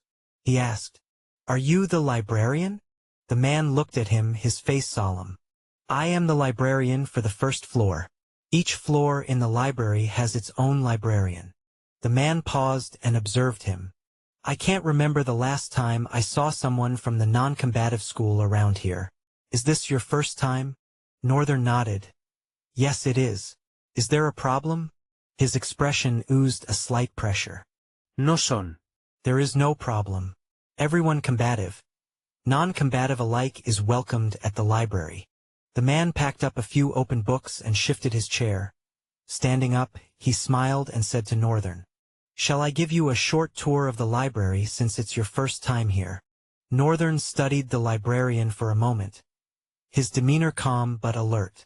"A short tour sounds fine," he replied, though inwardly, he wasn't particularly interested in pleasantries. His focus was on finding the librarian responsible for the office Heimberger had mentioned and going to read some history books. However, this brief detour would allow him to familiarize himself with the library's structure, so it wasn't a waste of time. The librarian nodded, his rectangular glasses catching the soft, ambient light. "Follow me," he said, his voice low but deliberate, as if he held a deep reverence for the space around them. As they moved further into the library, Northern took in his surroundings. The first floor was vast, its ceilings impossibly high, supported by sleek, arching beams of steel and crystal. The walls, though primarily made of glass, were layered with floating holographic screens displaying texts, illustrations, and maps. It was as if the library itself breathed knowledge, exuding an aura of wisdom and mystery. Rows upon rows of towering shelves stretched into the distance, each filled with tomes of varying sizes, their spines adorned with intricate patterns and golden lettering in languages Northern couldn't immediately decipher. Between the shelves, students sat at polished, crescent-shaped tables, their heads bent over holographic projections or old-fashioned books, the faint hum of whispers and the soft rustle of pages filling the air. The librarian gestured toward the ceiling. "Each floor of the library is designed for a specific purpose," he began. "The first floor is for general studies, history, philosophy, literature. It is open to all students, whether they belong to the combative or non-combative schools." "Oh, so this is where I need to be." Northern opened his mouth. "So, all the books of history is available in this place." Usually yes, but if you don't find certain books here, that will be because of their importance. Some books because of how precious they are even though they belong to this floor would he found on higher floors accessible by permission alone. In other words, what can be found here is what can he found anyway. Northern summarized the whole point in his head. Is there anything in particular you are looking for? Northern observed the man for a second and then shook his head. Nothing in particular. I was just curious. Chapter 654. The Main Library, Part 2. Through the translucent flooring of the levels above, he could see flashes of activity. Floating platforms gliding between shelves, students suspended in midair as they consulted high-reaching archives, and flickering golden orbs that seemed to act as guides. The second floor, the librarian continued, leading him past a central circular atrium, covers 10 floors that are called subfloors, extending up until the 12th floor. It is dedicated to advanced research, alchemy, Soltech theory, and the study of rifts. It's a restricted area, accessible only to those with the proper clearance. Northern glanced at the grand spiral staircase that twisted its way upward through the atrium like a helix of light and steel. He could feel the faint hum of soul essence emanating from it. The steps themselves glowed faintly, as if reacting to those who ascended them. Along the handrails were engravings of symbols that pulsed gently, as though alive, like those he had observed in the wooden city, only these were carved on metals. And the third floor? Northern asked, his voice steady but curious. The librarian paused, a flicker of something. Hesitation, perhaps, crossing his expression. He drew a breath and spoke. The third floor is the Archive of the Stars. It houses the most ancient and powerful texts in existence, including records of the constellations and their associated churches. His voice dropped slightly, becoming almost reverent. Few are granted access, as the knowledge there is said to hold the power to alter the course of the world, very positively or negatively. Northern's eyes narrowed slightly, the mention of the constellations piquing his interest. A small smile crossed his face before he asked, "The first floor is just one floor, the second floor is 10 floors, and the third floor is one floor too?" The third floor to all the topmost floors are all 10 subfloors each. Northern raised a brow. I find it baffling that a floor dedicated to history only has one floor, while the others have 10 each. I had thought that the Academy was going to be a repository specially for history, but this is disappointing, Northern thought, his eyes reflecting slight disappointment. The librarian chuckled, his eyes concealing something. Usually, no student would notice, but Northern wasn't just a chronic observer. He could also peer into one's soul for the truth of their emotion. Although it was not as vivid as an actual ability personalized for it, deceit didn't exactly work with him. He's definitely hiding something. If Northern was right, this would mean there was more to history than the public was being shown, and the Academy was probably hiding it. This speculation had a terrifying potential to make things much more interesting for Northern. The librarian's voice continued. Nonetheless, the 4th and 5th floors are dedicated to the Academy's faculty. They contain research chambers, private collections, and rare manuscripts. Beyond that, the librarian gave a wry smile. Even I don't know what lies on the uppermost floors. It said they're reserved for the head librarian and a select few. On the floor, a glowing pathway occasionally appeared beneath their feet, guiding visitors to specific sections of the library. Northern briefly wondered if the pathway reacted to intent or if it was tied to some form of authorization. They reached a corner of the first floor where a series of alcoves were embedded into the walls. Each alcove contained a translucent pedestal holding a single book or artifact.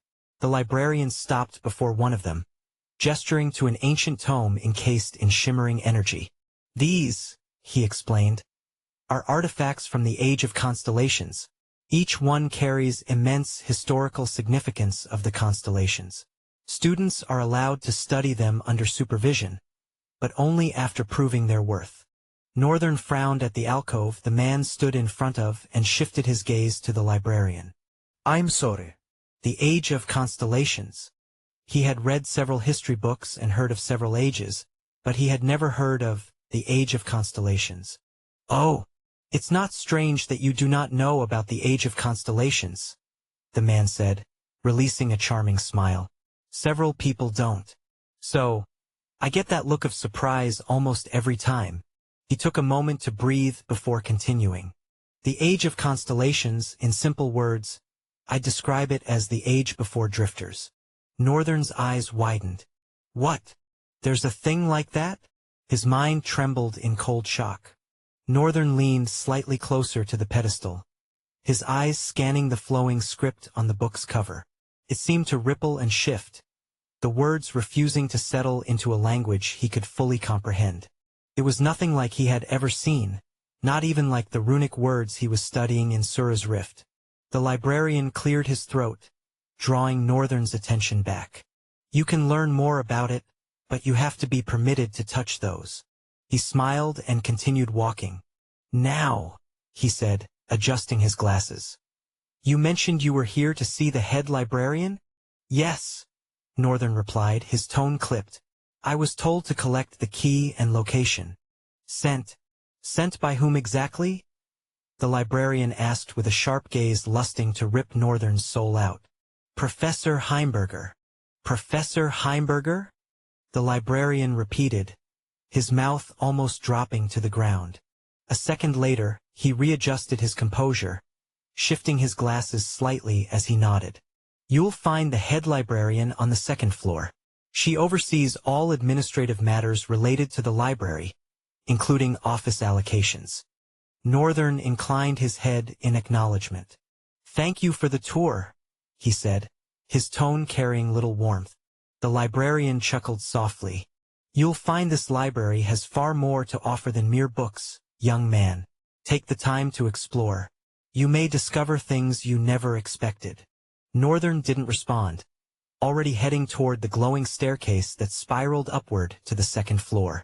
His mind, however, was already racing. This library, with its vast knowledge and hidden secrets, so far surpassed his expectations in leaps and bounds. What interested him the most were the pages of history that must have been taken away from the public eye. Northern was sure they existed. Every library always has those, right? All I have to do is search for it. He finally stopped in front of an opaque glass door, brandishing a clean ashen tag that read, Head Librarian. He knocked on the door twice and peacefully waited for the person to respond. After a couple of beats, the door opened soundlessly, revealing a young lady that made Northern's eyes slowly widen.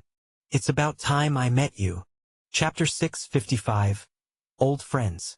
The young lady stood in front of the door, fatigue dragging down her lids. She managed to raise her eyes and met those of the tall student standing before her. What caught her attention at first was the blank uniform. Not often did one see a non-combative student in the library.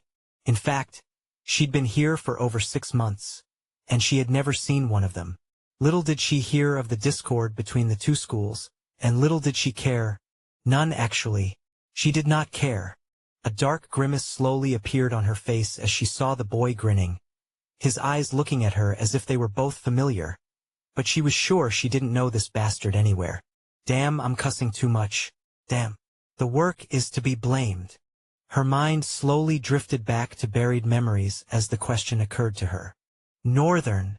As the name found its way to her mind, along with its glorious memories, the blue eyes that stared silently at her suddenly felt familiar. Who the hell are you and what are you looking for? Northern waved a hand with a pleasing smile. Hi, I am Lael, and I am here to see the head librarian. The dark-skinned lady's grimace got even fiercer, almost making him shiver. She said nothing but instead walked out the door, muttering, These damn noble bastards, raised without respect. I wonder if they come from rage cows. Northern heard her clearly. However, he said nothing, instead admiring her cursing ability. It looks like I am a lot of influence to people. But he didn't think he was that much of an influence. These people had it in them. It seems Vita, in particular, had even surpassed him. Although they weren't so close, she was always stuck to Annette, so she probably heard him curse a lot.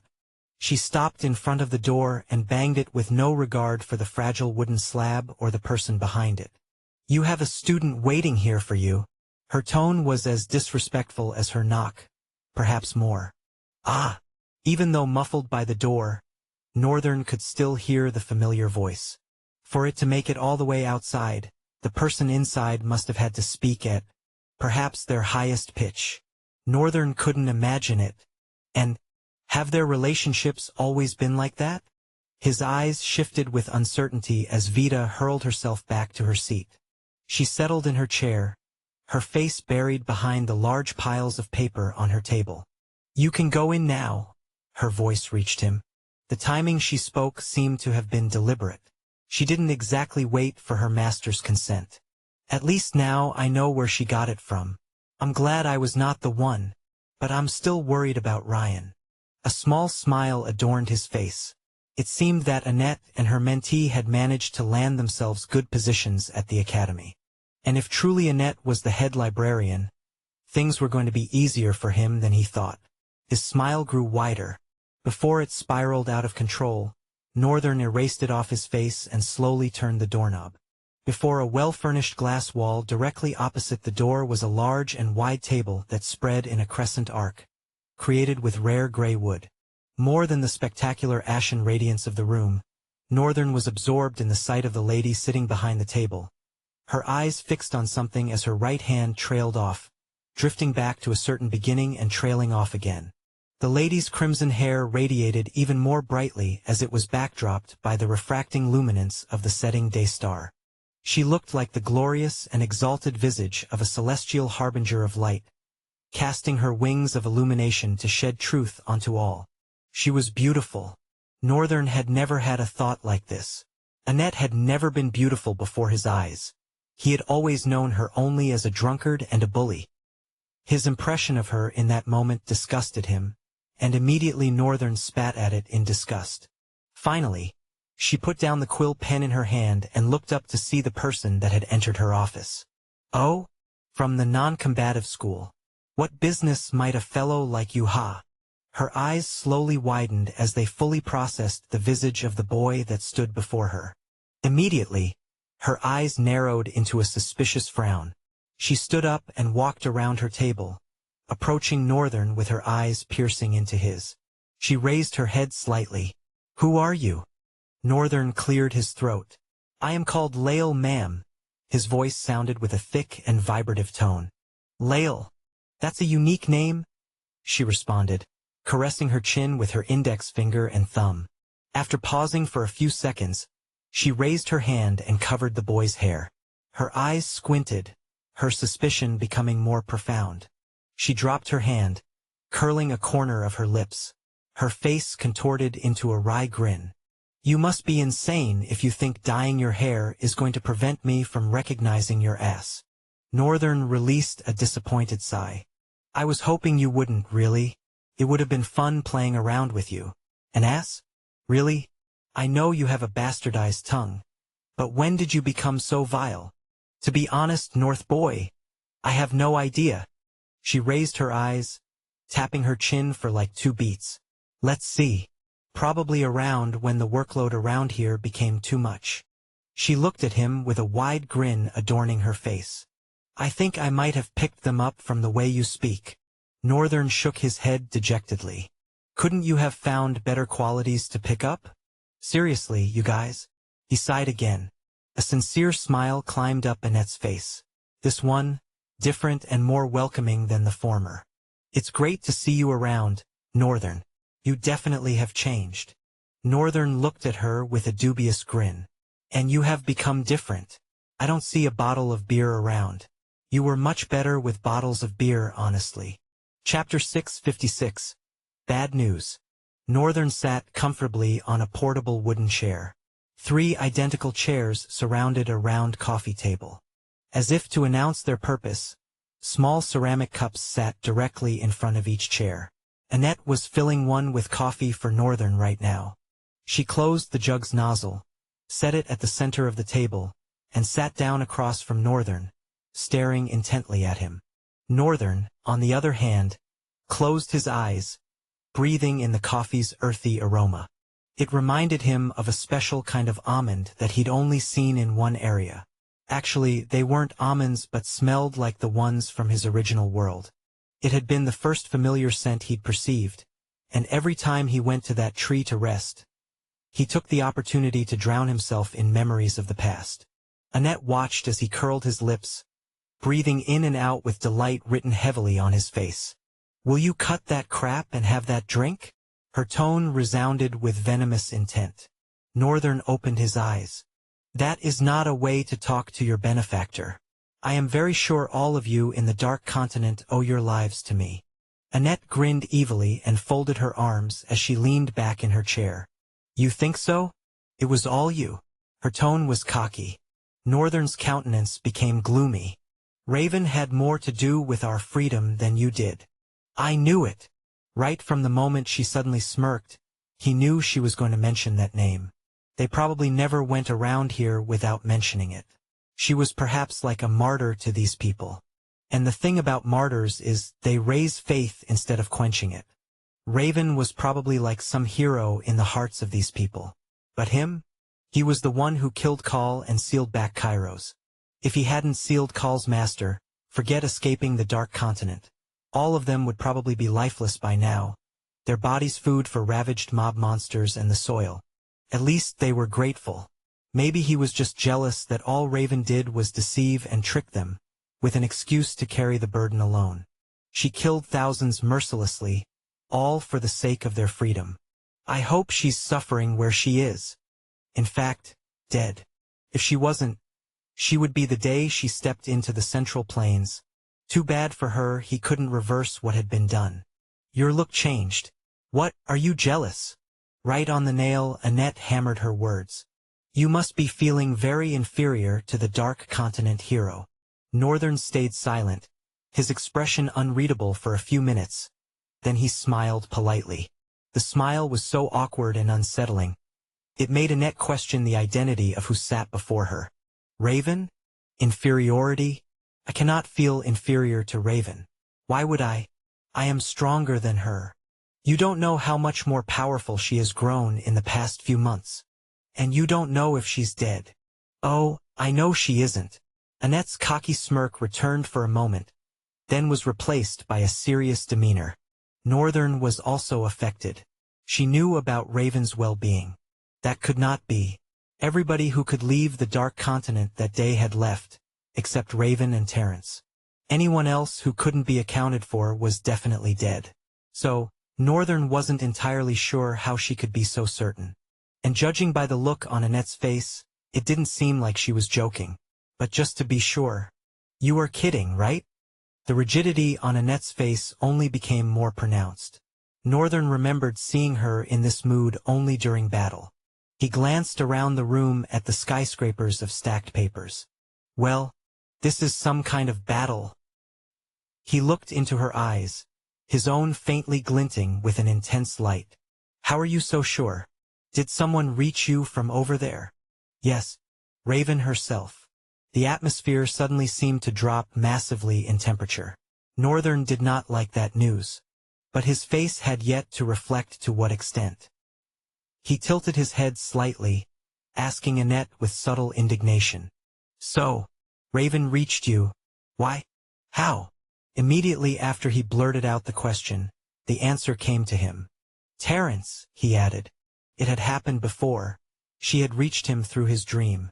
That darned fangirl. Why do all the broken abilities have to be given to the worst people? Northern's insides seethed with frustration. Annette nodded and added to his answer. I don't know how the Saintess did it, but she was able to bring both Raven and herself into my dream. We three had a long chat. A corner of her lips curled up. She even asked after you. Damn! Northern retorted almost immediately. Silence ensued, and his voice surprisingly came again. And you too. Annette was short of words, slightly opening her mouth in utter shock. She knew Northern and Raven had bad blood. She knew it was intense. But she had assumed that time had passed, that the issue between them would have dissipated. Because nobody could better handle Raven than Northern, and nobody could better handle Northern than Raven.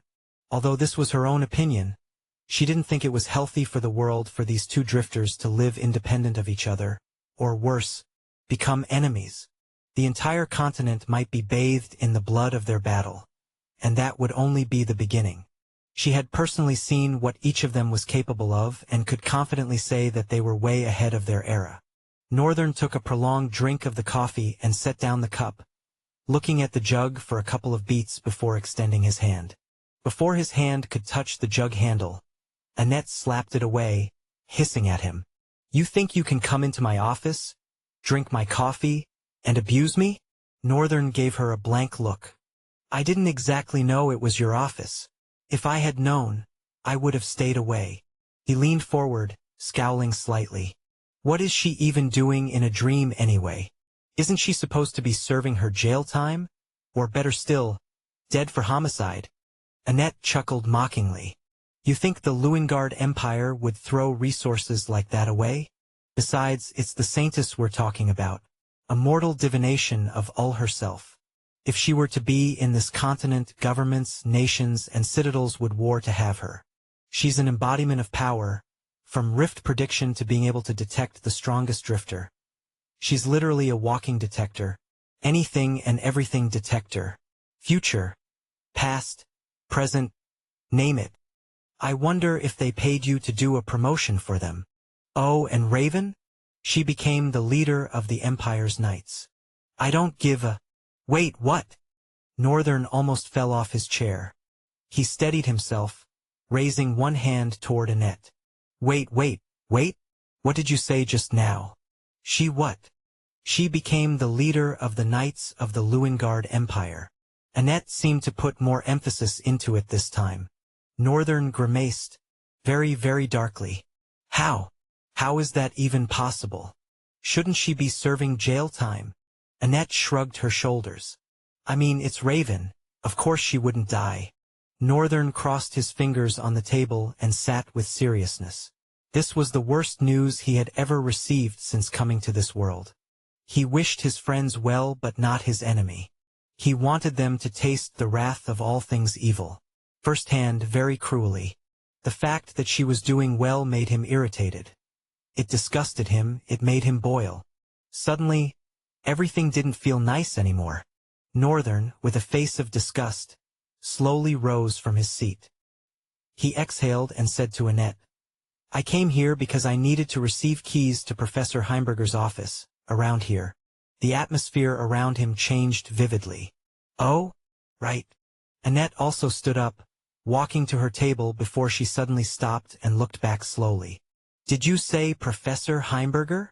Northern nodded. "Yes. Is something wrong?" She tilted her head, leering deeply into his eyes. "You really do not know?" A slight frown creased Northern's brows. "Know what? What am I supposed to know?" Annette laughed out loud before slowly folding her arms over her chest, her expression regarding Northern more seriously. "When I first arrived at the academy with a couple other drifters from the Dark Continent, I was going to tear the whole place apart. Heimberger saved them. That guy really is a great negotiator." Northern's expression was unceremonious. He didn't yet get the point she was driving toward, and his mood felt sour. "He negotiated this position for me. It was a good deal, I thought at first, but that bastard just devised a plan to keep me busy and never able to act." Northern's expression had grown darker. He just wanted her to make her point already. He was very annoyed thanks to Raven's well-being, but he was trying his best to suppress it. "This caused me to look deeply into him, and then I discovered—" She took a short pause, looking at Northern. "Professor Heimberger is a non-drifter and the only living founder of the academy out of all three. I'm saying that dude is over 300 years old without being a drifter." Northern's eyes slowly widened. "You find it odd too, don't you? How is he able to—" She paused her speech as she saw Northern's expression curve into a mischievous grin. It wasn't quite the expression she was expecting. Chapter 657. Office Up. Northern, of course, was concerned about the latter part of the news Annette had delivered to him. Even as a drifter, it was impossible to live that long, except if there was a special trick to it, let alone a human. All things were playing wrong here. But right now that was none of Northern's concern. The immediate matters which he needed to handle in order to dominate the school concerned him more. If Heimberger was that important, this meant that he had really hit the jackpot without working for it. Beautiful. Really beautiful.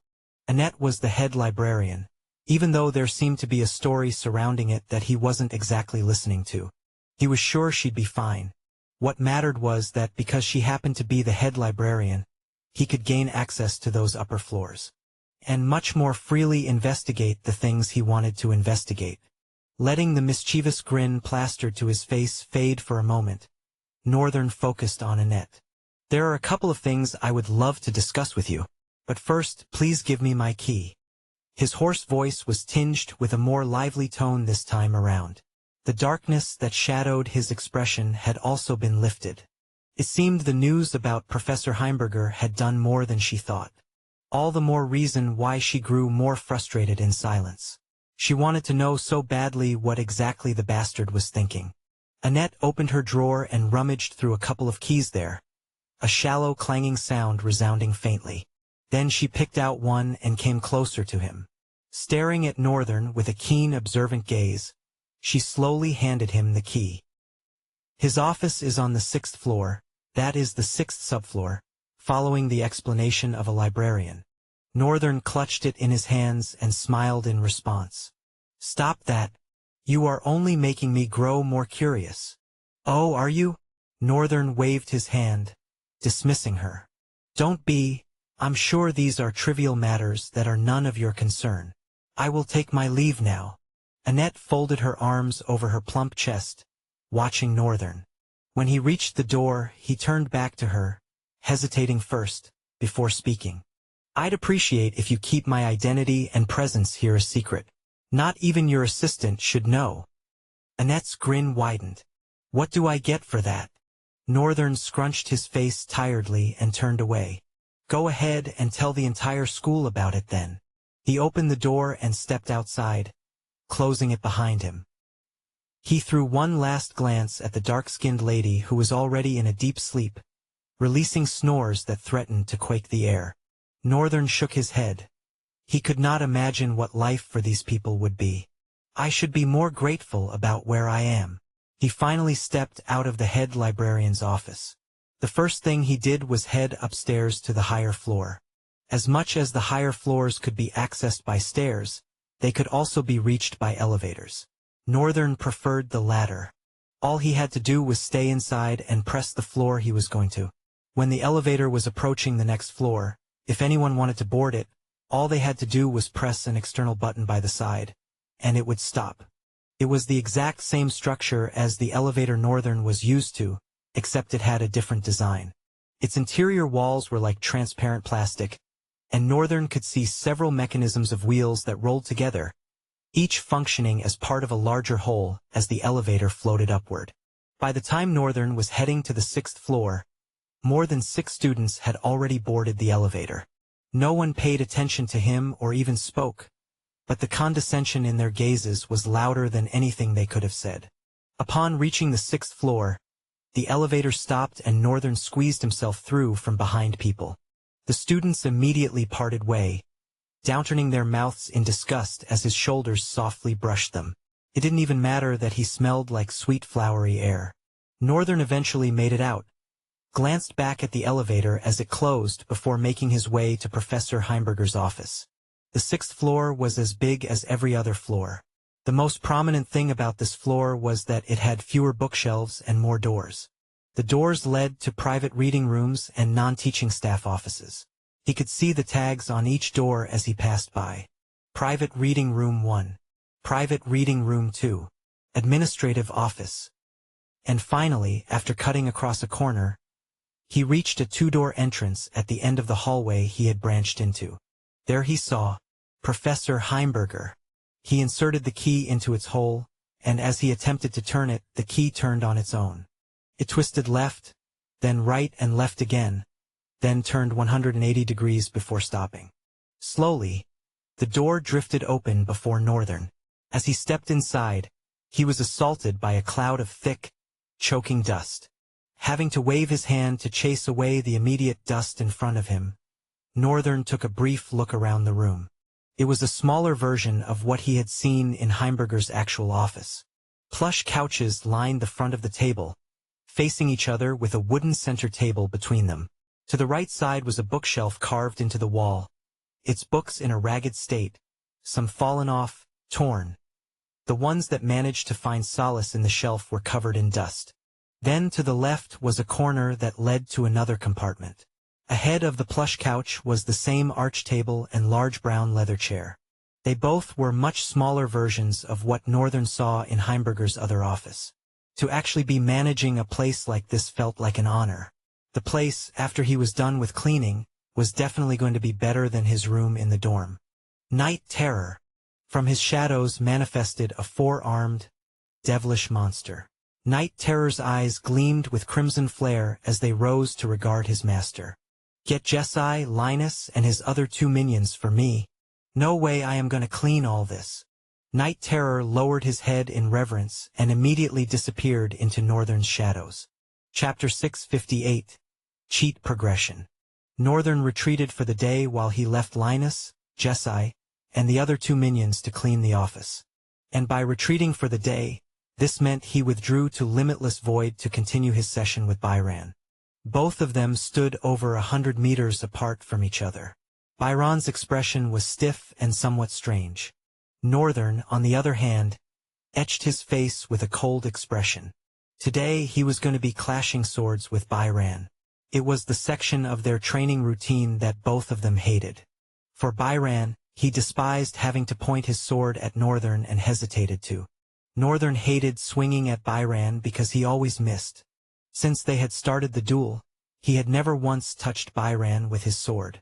The duel was not a straightforward one. It had a simple rule: slash and space. It was how Byron had managed to teach Northern the importance of a single slash.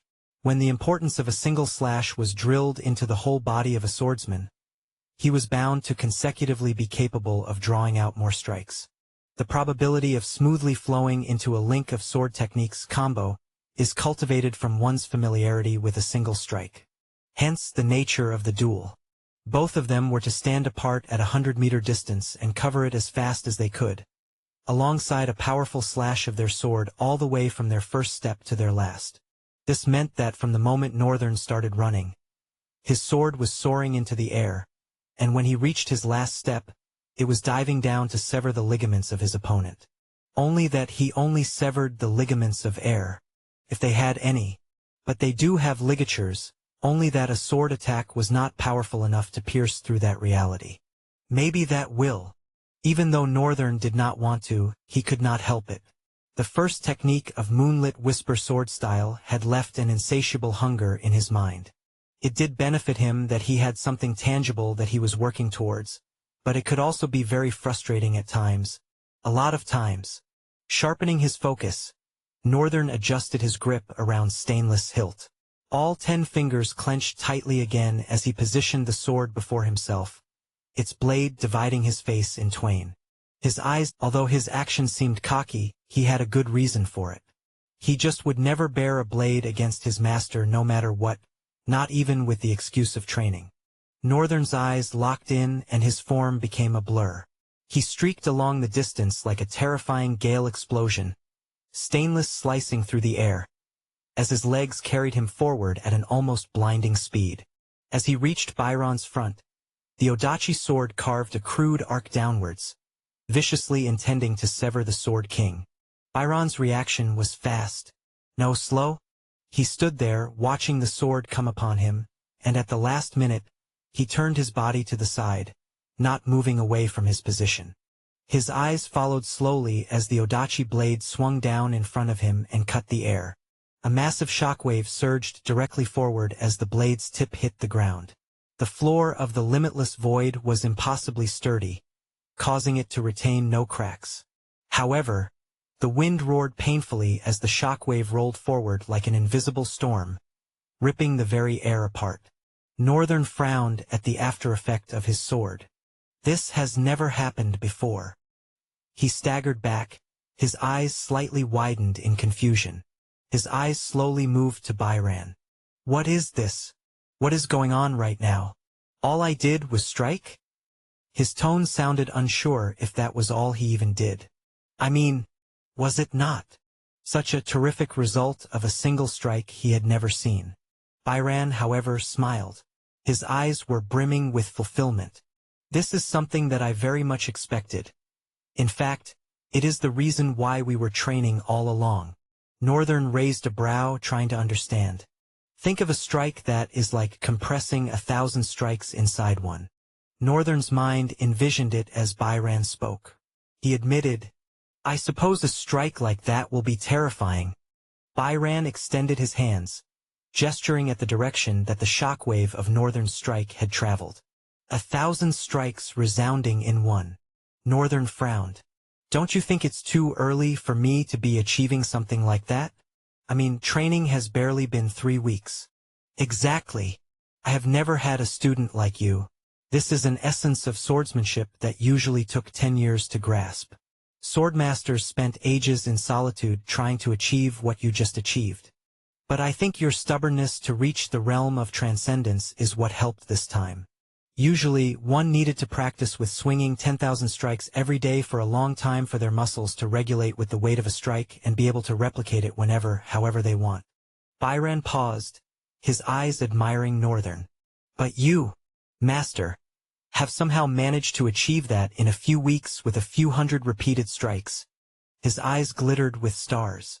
After Byron explained, Northern understood that the muscles of one's body needed several hundreds of thousands of repetitions to recognize and regulate itself with what the weight of a sword strike meant.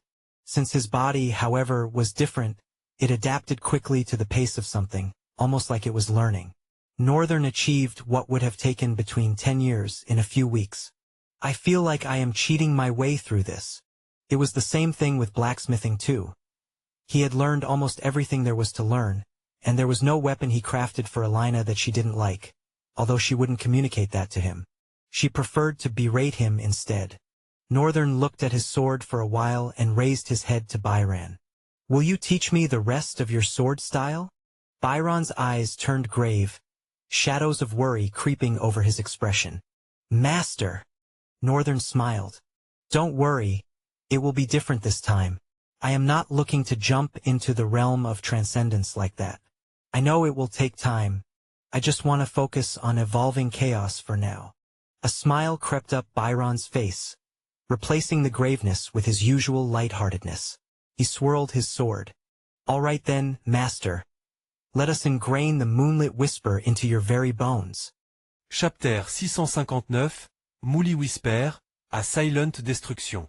Northern had a grasp of the first technique of moonlit whisper called single draw path. It was a standalone technique that stood as both the foundation and the peak of the moonlit whisper. When Byron explained this to him, Northern could actually picture evidently why it was so. He had, after all, seen how devastating the technique could be. It could open a carnival of sword techniques and also close it with a peak manifestation of a blade's cruelty. It all depended on its wielder. Moonlit whisper was originally researched by warrior scholars who studied how moonlight interacted with water ripples. It emphasized minimal movement with devastating precision, treating the sword not as a weapon, but as a conductor of natural forces. Byron explained that the genius minds behind the entire sword style had aimed to create beauty rather than the crude nature of sword styles that existed back in his era. Northern was still unsure of many things, including what he meant by his aura. But he followed up nicely, and a lot of times, Byron's story behind each explanation always linked and made too much sense to be made up. Not by Byron, of course, but the forces of whatever had delivered Byron's soul to him. Single draw path was a linking sequence to evoke the true nature of the sword. It was like a prologue to the story of subtle, resplendent destruction that the sword had to tell, and an epilogue to close it on a good and satisfying note. A note that severed reality.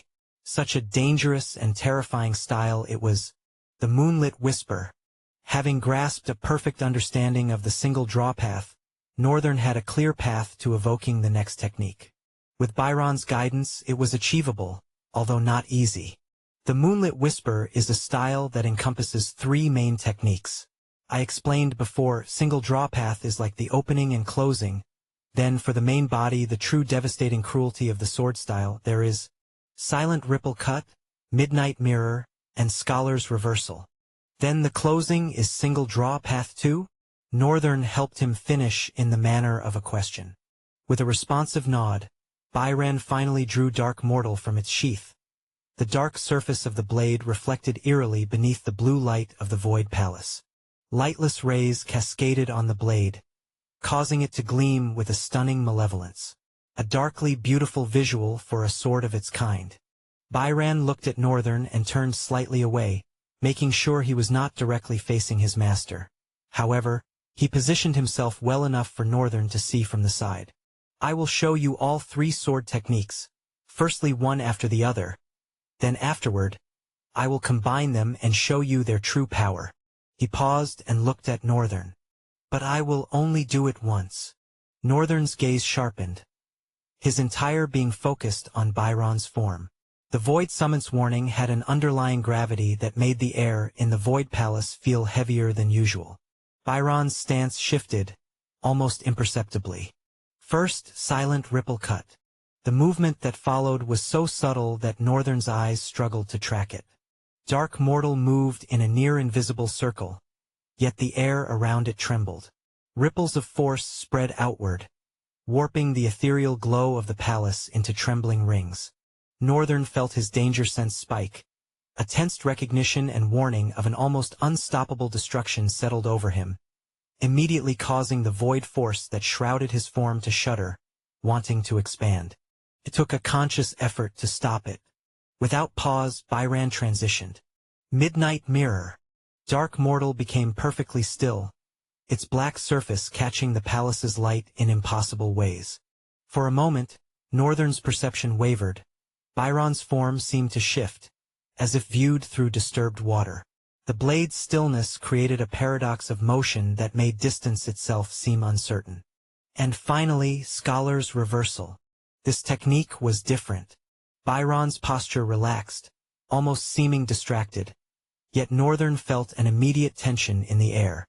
Dark Mortal moved in what appeared to be random patterns, like brush strokes in the air. But each movement carried a deadly purpose that Northern could sense but not quite understand.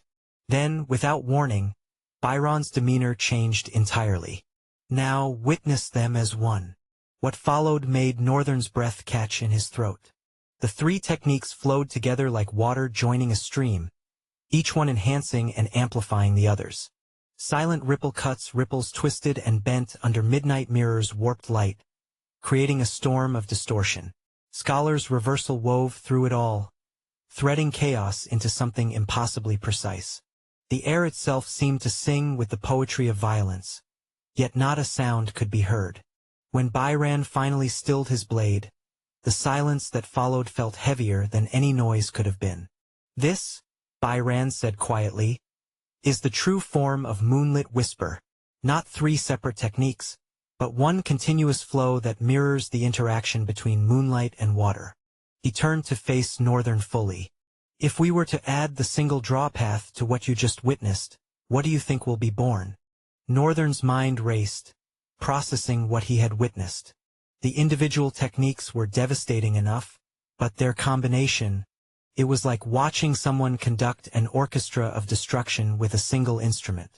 Then when one added the opening and closing influence of the single draw path, this was the greatest form of sword style that Northern had ever set his eyes upon.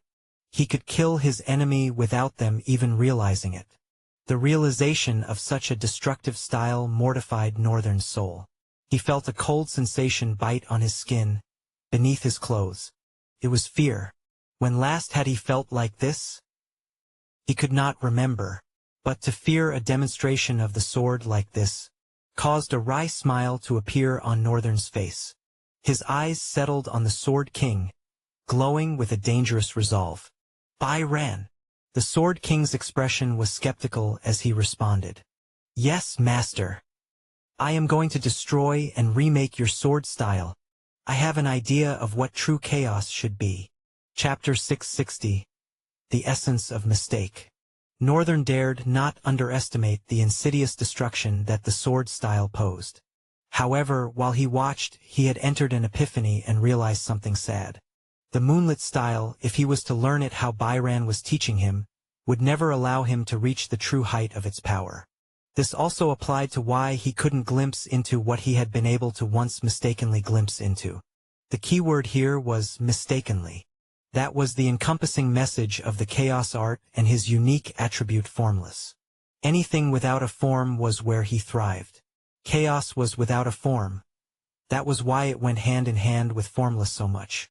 Although chaos did look like it had a form, there was a seemingly order to destruction after all. True primal destruction has no order. It is the perfect disruption of order. The chaos that Northern handled was the inorderliness that existed for order to exist.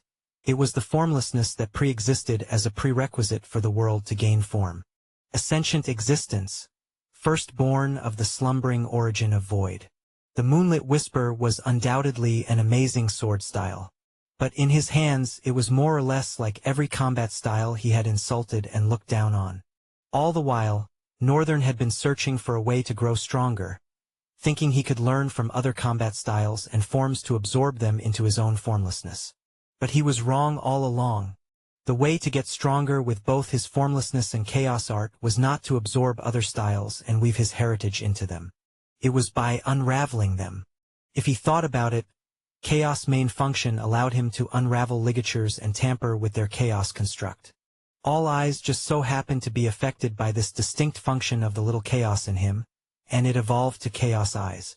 Extensively investigating all other parts too, the act of his body integrating his skills, adapting and changing form as he advanced through different soul ranks. His true name that had been silent so far. Everything about him seemed like a concept that existed on the premises of a mistake, not planned to happen, a variable, a disruption to order. And all of this started with him not having a core. No! Northern's mind drove way back before his birth. The memory was not fresh in his brain, but he did not forget about it either. The dude that had met him in the White Plane after his death.